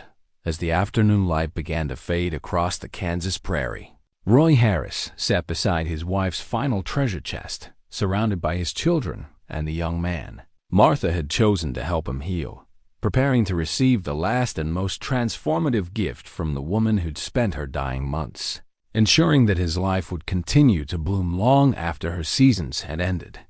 For 3 days after discovering Martha's confession letter, Roy couldn't bring himself to approach the original farmhouse foundation. The weathered stone remnants sat in an overgrown corner of the property, partially hidden by volunteer elm, trees and brambles that had claimed the space during decades of neglect. Martha's final treasure waited there, but Roy found himself reluctant to complete the journey she'd mapped out for him. His children had extended their visits, sensing their father's need for support as he processed Martha's revelations. They'd established a comfortable routine of shared meals and evening conversations that reminded Roy of holidays from their younger years, when the house buzzed with activity and multiple generations gathered around Martha's dining room table. But underneath the familial warmth lay an undercurrent of anticipation. Everyone knew the treasure hunt wasn't finished, that Martha's most significant revelation still awaited discovery. Ely continued his daily visits, officially to check on Maggie's healing, but increasingly to participate in what had become a family archaeological expedition. The young man had been profoundly affected by learning that Martha had specifically chosen him as part of her plan, and his confidence in his veterinary abilities had grown noticeably since understanding that Martha Harris had believed in his potential enough to orchestrate their meeting. "She really saw me," Eli said one afternoon as he and Roy worked together to clear brush from the foundation site. "I've been thinking I was just lucky to be around when you needed help, but Mrs. Harris actually studied my character and decided I was worthy of your trust. That means something in a place like this." Roy paused in his work, recognizing the weight of Martha's recognition for someone Eli's age in their small community. Reputation mattered deeply in rural Kansas, built slowly through consistent demonstration of character and competence. Martha's posthumous endorsement carried the kind of authority that could shape a young person's entire future. "Your father would be proud of how you've handled all this," Roy said, watching Eli carefully remove thorny branches from around the foundation stones. "You've shown patience and wisdom well beyond your years." The foundation itself was larger than Roy remembered, the stone blocks arranged in a rectangle that revealed the modest size of his grandparents' original home. Built in 1923 from limestone quarried on the property, the foundation had been designed to last for generations. His grandfather had laid each stone by hand, creating a base solid enough to support not just a house, but the dreams of a young couple starting their life together in the challenging years following World War I. Roy's grandmother had lived in that house for 63 years, raising 4 children and countless grandchildren within its simple walls. She died there in 1986, in the bedroom where she'd given birth to Roy's father, surrounded by 3 generations of family who'd gathered to say goodbye. The house had been torn down 2 years later when its foundation began to shift, but the stone base remained as a memorial to lives well lived on this land.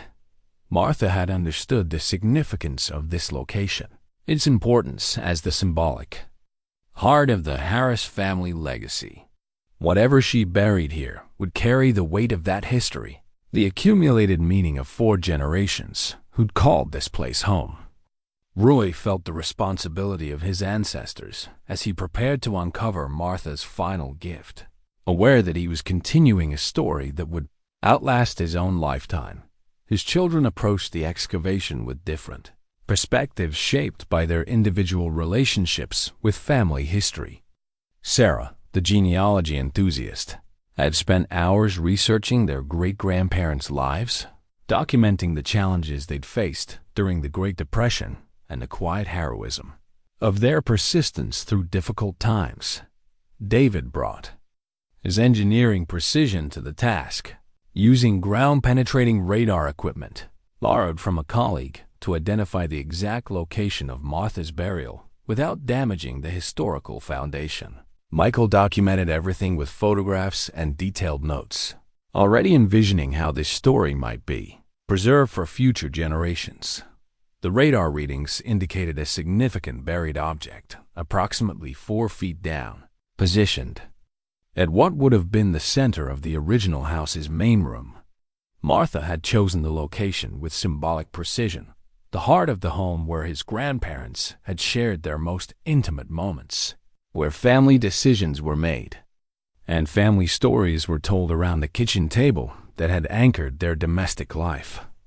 "She's buried it deep," David observed, studying the radar printouts. "Deeper than the other items. This one was meant to last, to be protected even if everything else was disturbed." The excavation began at dawn on a crisp October morning, the autumn air carrying the scent of dying leaves and the promise of winter's approach. Roy insisted on doing much of the digging himself, despite his children's concerns about the physical strain. Something about this final treasure felt too personal to delegate entirely to younger hands, too significant to approach without the kind of reverent effort that physical labor could provide. Eli arrived as they were marking the dig site, bringing coffee and Martha's cassette player in case they discovered another recorded message. His presence had become essential to the process, not just for his practical help, but for the perspective he provided as someone outside the family who could observe their dynamics with objective clarity. Mrs. Harris knew exactly what she was doing when she planned this timing, Eli said, watching the family work together with practiced efficiency. Fall is when farmers take stock of their harvest, when they prepare for the next planting season.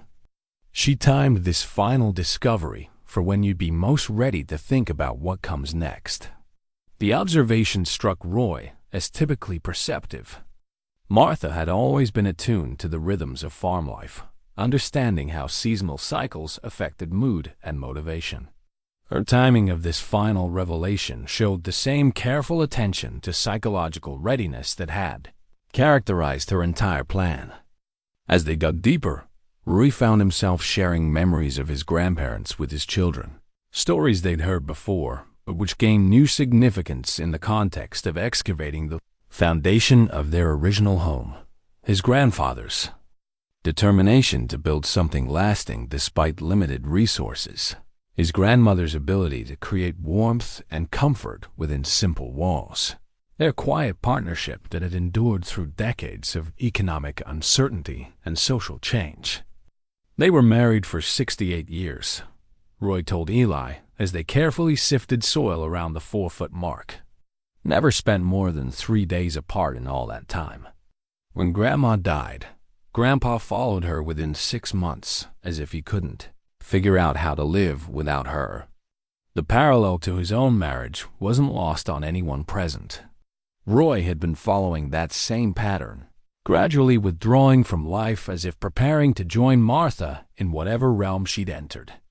But Martha's elaborate plan had interrupted that trajectory, forcing him back into engagement with the world and relationships that would give his remaining years meaning and purpose. At 4.5 feet.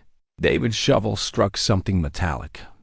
The sound echoed off the foundation stones with a resonance that seemed to announce the culmination of Martha's carefully orchestrated journey. Everyone froze for a moment, recognizing the significance of this moment. The final chapter in Martha's posthumous love story. What they uncovered was unlike the other containers Martha had buried. This was an antique cedar chest, the kind used by previous generations to store wedding linens and precious textiles. The wood had been carefully treated for underground burial, sealed with multiple layers of protective coating that had preserved its integrity. Despite years in the earth, the chest was heavy enough to require all 4 men to lift it from the hole, and Roy's hands shook as he examined the brass nameplate attached to its lid. Martha Claire Wilson Harris, it read, using the full formal name she'd carried throughout their marriage. Below the nameplate, Martha had engraved a simple message: "For Roy and our family, the complete story of a love that transcends death." But it was the sight of Martha's wedding ring, hanging from a chain around the chest's brass lock, that finally broke Roy's composure. This was the ring she'd worn every day of their married life, the simple gold band he'd placed on her finger in 1979 while promising to love her in sickness and health, for richer or poorer, until death parted them. She'd removed it during her final week, claiming her swollen fingers made it uncomfortable. But Roy now understood it had been saved for this moment, the key to unlocking her most important gift. Sarah wiped tears from her eyes as she helped. Her father fit the ring into the chest's lock mechanism. "She saved her wedding ring to be the key to her final message," she whispered. Even that detail was planned. The lock clicked open with a sound that seemed to echo across the decades, and Roy lifted the chest's heavy lid to reveal the most comprehensive treasure Martha had prepared. Inside, carefully organized in protective sleeves and folders, was what could only be described as the complete archive of their marriage. Not just the happy moments, but the full, complex reality of 43 years shared between two imperfect people who'd chosen to love each other through everything life offered. But it was the sight of a final cassette tape, labeled Roy's Graduation Advanced Course in Love, that made everyone understand Martha's final lesson was about to begin. She'd saved her most important teaching for last, and judging by the thickness of the documentation surrounding the tape, this lesson would challenge everything Roy thought he knew about marriage, love, and the possibilities that remained in a life he'd assumed was essentially overdone.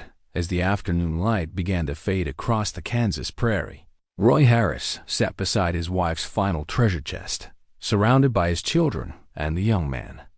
Martha had chosen to help him heal, preparing to receive the last and most transformative gift from the woman who'd spent her dying months, ensuring that his life would continue to bloom long after her seasons had ended. The cedar chest opened like a book of memories made tangible, each layer revealing new aspects of Martha's meticulous preservation of their shared history. The top compartment contained what Martha had labeled the complete love story, a comprehensive collection that went far beyond the selective highlights most couples preserve. Here were the love letters from their courtship, but also the angry notes they'd exchanged during their worst arguments. Wedding photos shared space with hospital bracelets from Michael's difficult birth and David's broken arm. Theater programs from dates they'd enjoyed sat alongside divorce papers Martha had apparently prepared during their separation crisis in 1995 papers Roy had never known existed, never filed, but carefully preserved as evidence of how close they'd come to ending their story prematurely. "My God," Sarah whispered, examining a folder labeled The Hard Years. "Mom kept everything, even the things most people would want to forget." Roy's hands trembled as he lifted out a letter in his own handwriting, dated 15 years earlier, during the period when his drinking had nearly destroyed their marriage. He barely remembered writing it, but Martha had saved his apology and his promises to change, along with his first attempt at explaining why he'd used alcohol to numb the disappointment of failed crops and mounting debt. "I saved this not to torment you," Martha's voice said suddenly from the cassette player, as if she could anticipate his shame across the years, "but to remind you how strong our love became after we worked through our worst crisis. Easy love isn't deep love, Roy. The love that matters is the kind that survives damage and chooses renewal." The cassette had begun playing automatically when they opened the chest, triggered by some mechanism Martha had rigged to ensure her voice would guide them through this final revelation. Her words provided context for artifacts that might otherwise seem like cruel reminders of their marriage's low points. Eli stepped back respectfully as the Harris family absorbed the weight of Martha's comprehensive documentation. But Roy noticed the young man watching with fascination rather than discomfort, as if witnessing a masterclass in the complexity of lasting relationships. "Your grandmother and I weren't perfect," Roy found himself explaining to his children as they examined evidence of struggles they'd been too young to fully understand.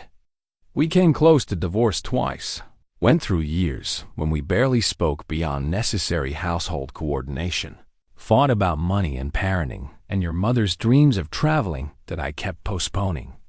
The time capsule revealed layer after layer of marriage's reality, not the sanitized version couples often present to their children, but the full spectrum of emotions and experiences that comprise decades of shared life.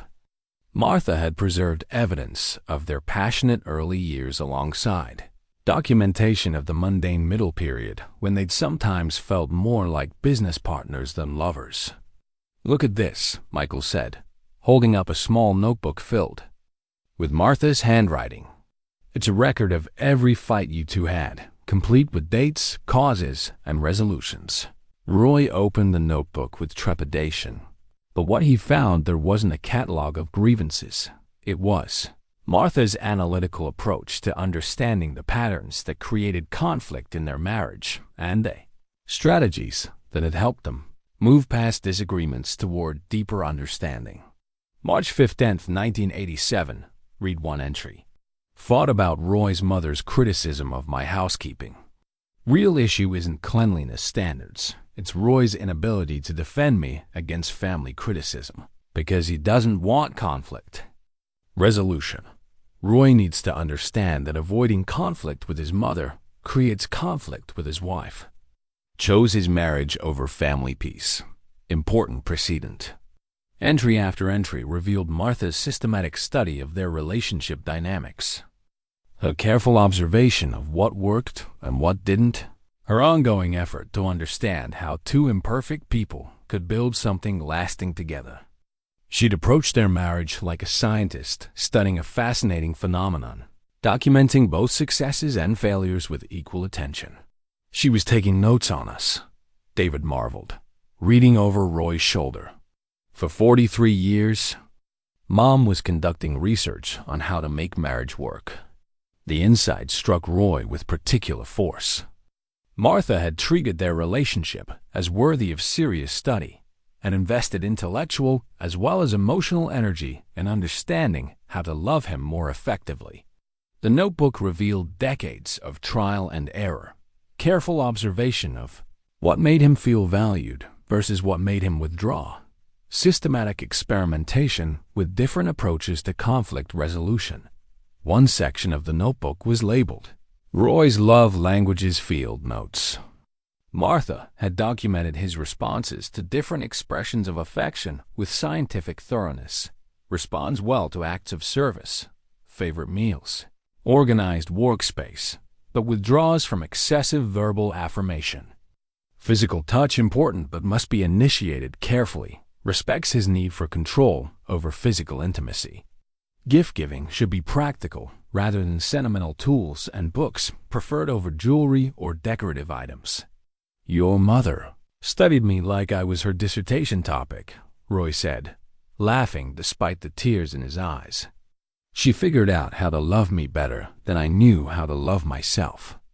But the chest contained more than just analysis of their relationship, it revealed. Martha's careful documentation of Roy's individual growth over the decades. She'd saved his early attempts at poetry, written during their courtship when he'd been trying to impress her with literary sensitivity. She'd preserved letters he'd written to their children during family crises, evidence of his evolution from a young man who struggled to express emotion to a father capable of offering wisdom and comfort. Look at this progression, Sarah said, arranging a series of Roy's letters chronologically. Dad, you can see yourself becoming more emotionally articulate over the years. Mom was tracking your personal development alongside the marriage's evolution. The observation revealed another layer of Martha's project. She hadn't just been preserving their love story. She'd been documenting Roy's journey toward becoming the kind of person capable of deep, sustained love. Her final gift wasn't just about honoring their past together, but about showing Roy how much he'd grown and how much more growth remained possible down in the deepest compartment of the chest. Martha had placed what she called the future file, documents and plans she'd prepared for Roy's life after her death. There were detailed instructions for maintaining her garden, lists of community activities she thought he might enjoy, and contact information for support groups and social organizations that could provide structure and companionship.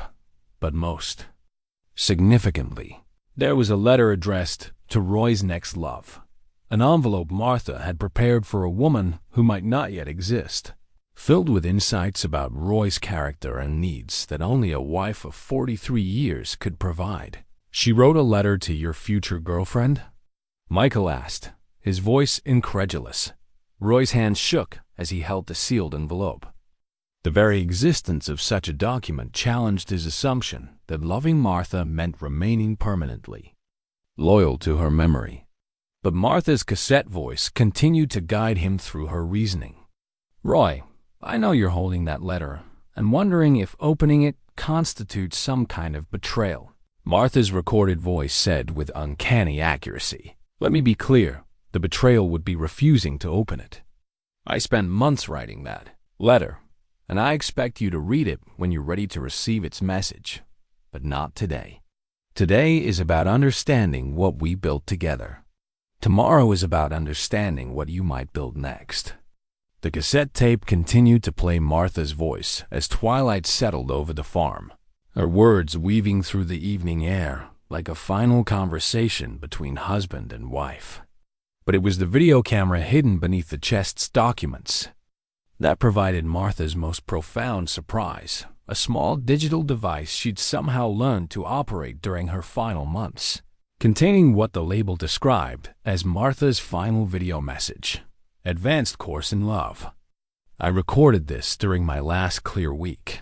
Martha's image appeared on the camera's small screen, looking directly into the lens with the same determined expression Roy remembered from their most serious conversations.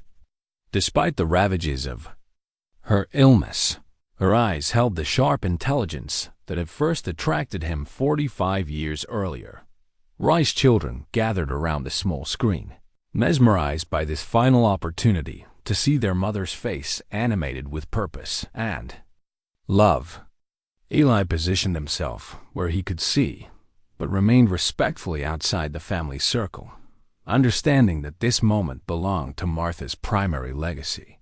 "Roy," Martha's recorded voice began, "if you're watching this, then you've discovered my complete documentation of our marriage.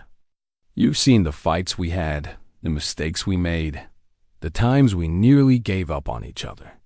You've also seen how we chose to stay, how we learned to love each other better, how we built something beautiful out of very ordinary materials." Martha's image paused, as if gathering strength for what came next.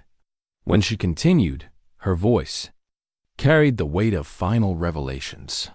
"What you haven't understood yet is that this entire treasure hunt, every hidden gift, every carefully planned discovery, has been preparing you for one simple truth. Love is not diminished by ending. Roy, it's transformed. The love we shared doesn't die with my body. It becomes the foundation for whatever love you choose to build next." Roy felt his chest tighten with the complexity of emotions Martha's message evoked. Gratitude for her continued guidance warred with resistance to her expectations. Grief for their ended partnership conflicted with curiosity about possibilities he'd never imagined. "I know you think that loving someone else would dishonor my memory," Martha continued, her recorded voice addressing his unspoken objections with the prescience that had characterized their entire relationship. "But Roy, the greatest honor you could give our marriage would be to use what you learned with me to love someone else even better. I taught you how to be vulnerable, how to communicate through conflict, how to choose commitment over convenience. Those aren't skills that die with me. They're gifts I want you to give to someone else." Sarah wiped tears from her cheeks as she watched her mother's final teaching unfold. "She's giving Dad permission to remarry," she whispered, "but more than that she's encouraging it. Martha's video message continued with characteristic thoroughness, addressing each family member individually. She spoke to David about his need to balance professional success with emotional availability, using his father's evolution as an example of how men could learn to express feelings without sacrificing strength. She counseled Sarah about the importance of maintaining individual identity within marriage, citing her own struggles to preserve personal dreams while supporting family needs. To Michael, her youngest and most skeptical, Martha offered the hardest truth. You've always worried that committed love means giving up possibilities, that choosing one person closes doors to other experiences. But Michael, the deepest experiences come not from sampling many shallow relationships, but from exploring the infinite depths possible with one person who's willing to grow alongside you for decades. But it was Martha's final message to Eli that surprised everyone most. Eli, Martha said, looking directly into the camera with maternal warmth, I chose you not just to help Roy heal, but because I recognized something in you that reminded me of Roy at your age, the capacity for deep loyalty combined with the courage to take emotional risks. Don't let your father's early death convince you that love always ends in loss. Sometimes love ends in transformation, in legacy, in the continuation of caring through new generations. Martha's message concluded with instructions that left the entire family stunned. Roy, in my desk drawer, you'll find the deed to the North 40 acres, the land your grandfather left specifically for future generations. I've left it to Eli, with the understanding that he'll establish his veterinary practice here and help care for this community the way his father did. But there's a condition. You have to present it to him, Roy, because I want you to practice giving gifts that create ongoing relationships rather than ending them. Roy stared at the video screen, processing the implications of Martha's final surprise. She deeded valuable farmland to Eli, but structured the gift to ensure ongoing connection between Roy and the young man she'd chosen as his healing companion. Even in death, Martha was creating circumstances that would prevent Roy from retreating into isolation. Mrs. Harris, Eli said, his voice thick with emotion, I can't accept. You can, and you will. Roy interrupted, understanding Martha's strategy. With sudden clarity, she didn't give you that land, son. She gave me the gift of having someone to mentor, someone whose future I'll have a stake in. The land just makes it official. The video concluded with Martha's most profound revelation. Roy, the letter I wrote to your future love isn't meant to be opened immediately. It's meant to be your graduation gift when you're ready to love again, proof that you have my complete blessing and detailed instructions to help you avoid the mistakes we made early in our marriage. But don't rush toward that future, Roy. Take time to appreciate what we built first. Take time to understand that our love story doesn't end with my death. It continues through every choice you make to remain open to connection, growth, and possibility. Martha's final words were simple but transformative. I love you, Roy Harris. I loved you when we were young and foolish. I loved you when we were middle-aged and struggling. And I loved you when we were old and grateful. Now I want you to love someone else with everything I taught you about loving. That's not betrayal. That's my legacy. The video ended with Martha's smile, the same radiant expression Roy remembered from their wedding day, their children's births, and thousands of ordinary moments when her joy had illuminated his world. But now her smile carried an additional message: permission, encouragement, and the confidence that their love had been strong enough to create rather than constrain possibilities for the future. As darkness settled completely over the Kansas prairie, Roy sat surrounded by his children and the young man Martha had chosen as family, holding in his hands the documentation of a 43-year love story and the roadmap for whatever story might come next. Martha's treasure hunt was complete, but her greatest gift, the transformation of his understanding of love itself, was just beginning to unfold. 6 months later, Roy Harris stood in his kitchen making coffee for 3 instead of 1. The sound of voices and laughter filling a house that had known too much silence. Eli had moved into the small apartment above the barn, establishing his veterinary practice on the north 40 acres Martha had bequeathed him, while Sarah had taken a sabbatical from her nursing job to spend an extended period helping her father transition into this new phase of life. The changes went far deeper than the additional coffee cups. Roy's farming journal, once a record of solitary observations, now included entries about shared projects and community connections. Martha's garden flourished under careful tending, but it had expanded beyond her original design to include raised beds that accommodated Eli's experiments with medicinal herbs and Sarah's enthusiasm for heirloom vegetables. The space had become a collaborative effort that honored Martha's legacy while allowing for new growth and different visions. "Dad," Sarah called from the porch where she was organizing the morning's veterinary supplies. "Mrs. Patterson is here early for Buttercup's checkup." And she brought another casserole. Roy smiled as he watched Eli examine the elderly Holstein with the same gentle thoroughness his father had demonstrated decades earlier. The young veterinarian had gained confidence and skill through 6 months of practice, but more importantly, he'd gained the community's trust through consistent demonstration of competence and caring. Martha's assessment of his character had proven remarkably accurate. Mrs. Patterson's casserole represented more than neighborly kindness. It was part of a broader pattern of community engagement that Martha's treasure hunt had inadvertently encouraged.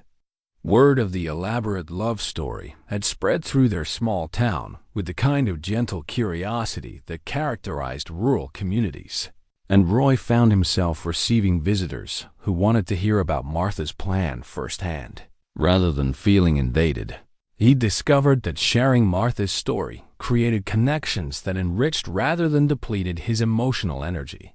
The new memory book Roy had begun keeping sat open on the kitchen table, its pages documenting the gradual rebuilding of a life that had purpose beyond mere survival. He'd recorded Eli's first successful difficult surgery, Sarah's decision to relocate permanently to Kansas to be closer to family, and David and Michael's monthly visits that had become treasured rather than obligatory occasions. But the memory book also documented Roy's tentative steps toward the future Martha had envisioned for him.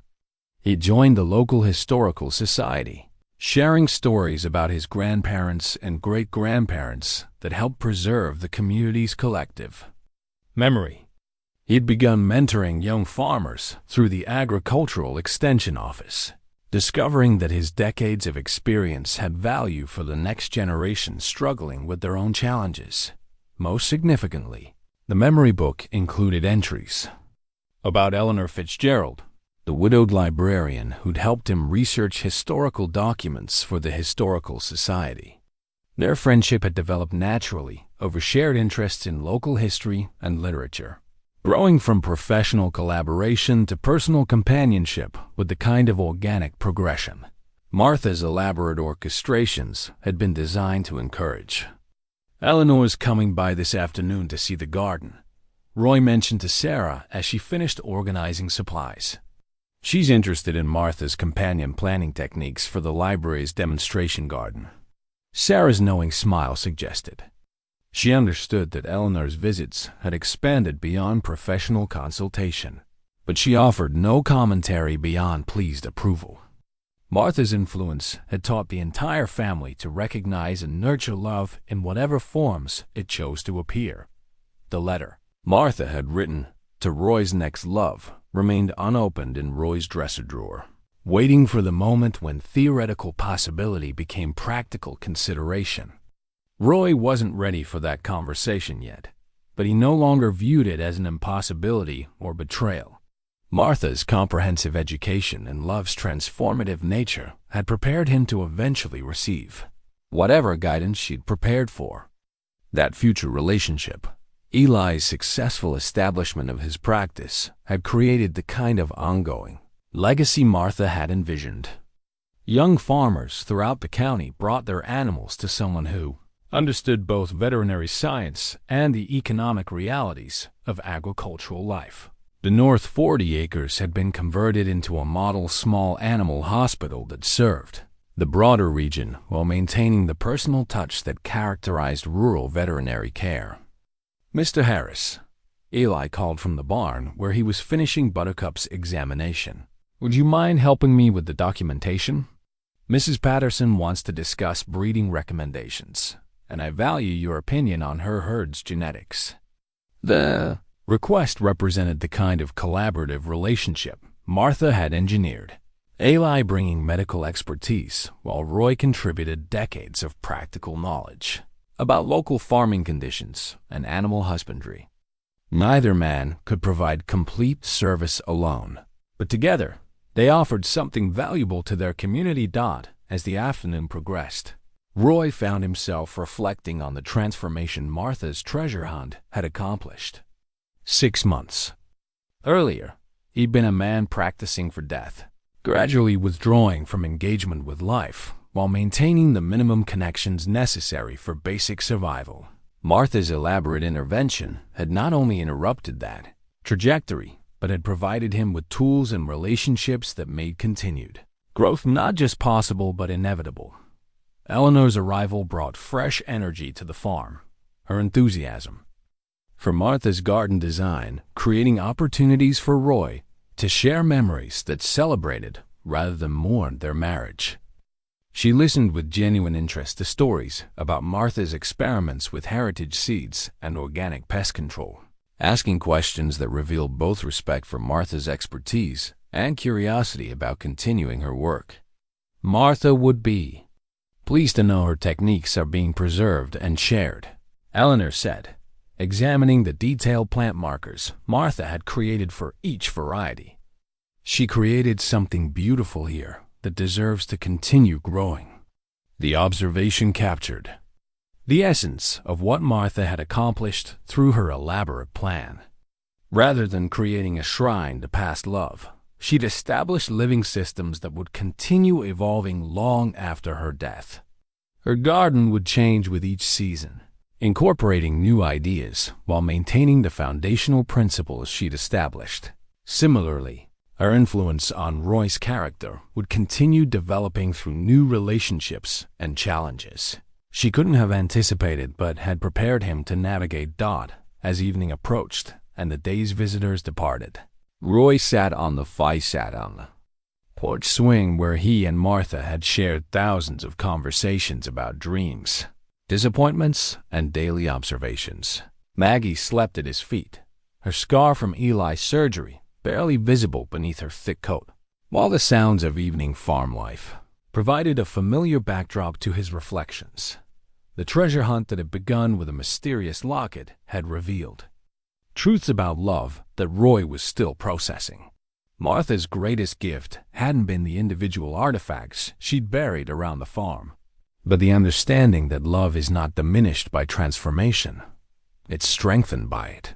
The love he'd shared with Martha had become the foundation for all his subsequent relationships, not a barrier to their development. Roy opened his memory book to a fresh page and began writing the evening's entry. Today marked 6 months since Martha's final video message, and I can see now how thoroughly she understood what I would need to heal. Not just comfort for my grief, but challenge to grow beyond it. Not just memories of our past, but tools for building whatever future remains. She transformed her dying into my education, and I'm finally beginning to understand the curriculum she designed. He paused, pen in hand, thinking about Martha's most radical gift: permission to love again without guilt or comparison. The possibility still felt theoretical rather than immediate, but Roy could sense his heart gradually opening to prospects he'd thought were closed forever. Outside, the Kansas sky painted itself in the brilliant colors that had drawn Martha to evening walks through their property. Somewhere in the gathering darkness, the oak tree stood sentinel over secrets revealed and treasures discovered, its roots anchored in soil that held the history of 4 generations, while its branches reached toward stars that would witness whatever stories the land's next chapters might contain. Roy closed his memory book and headed inside to prepare for tomorrow's possibilities, carrying with him Martha's final lesson. Love doesn't end with death. It becomes the seed from which new love grows, stronger and wiser for having been carefully tended by hands that understood both its fragility and its power to transform ordinary lives into extraordinary legacies of hope.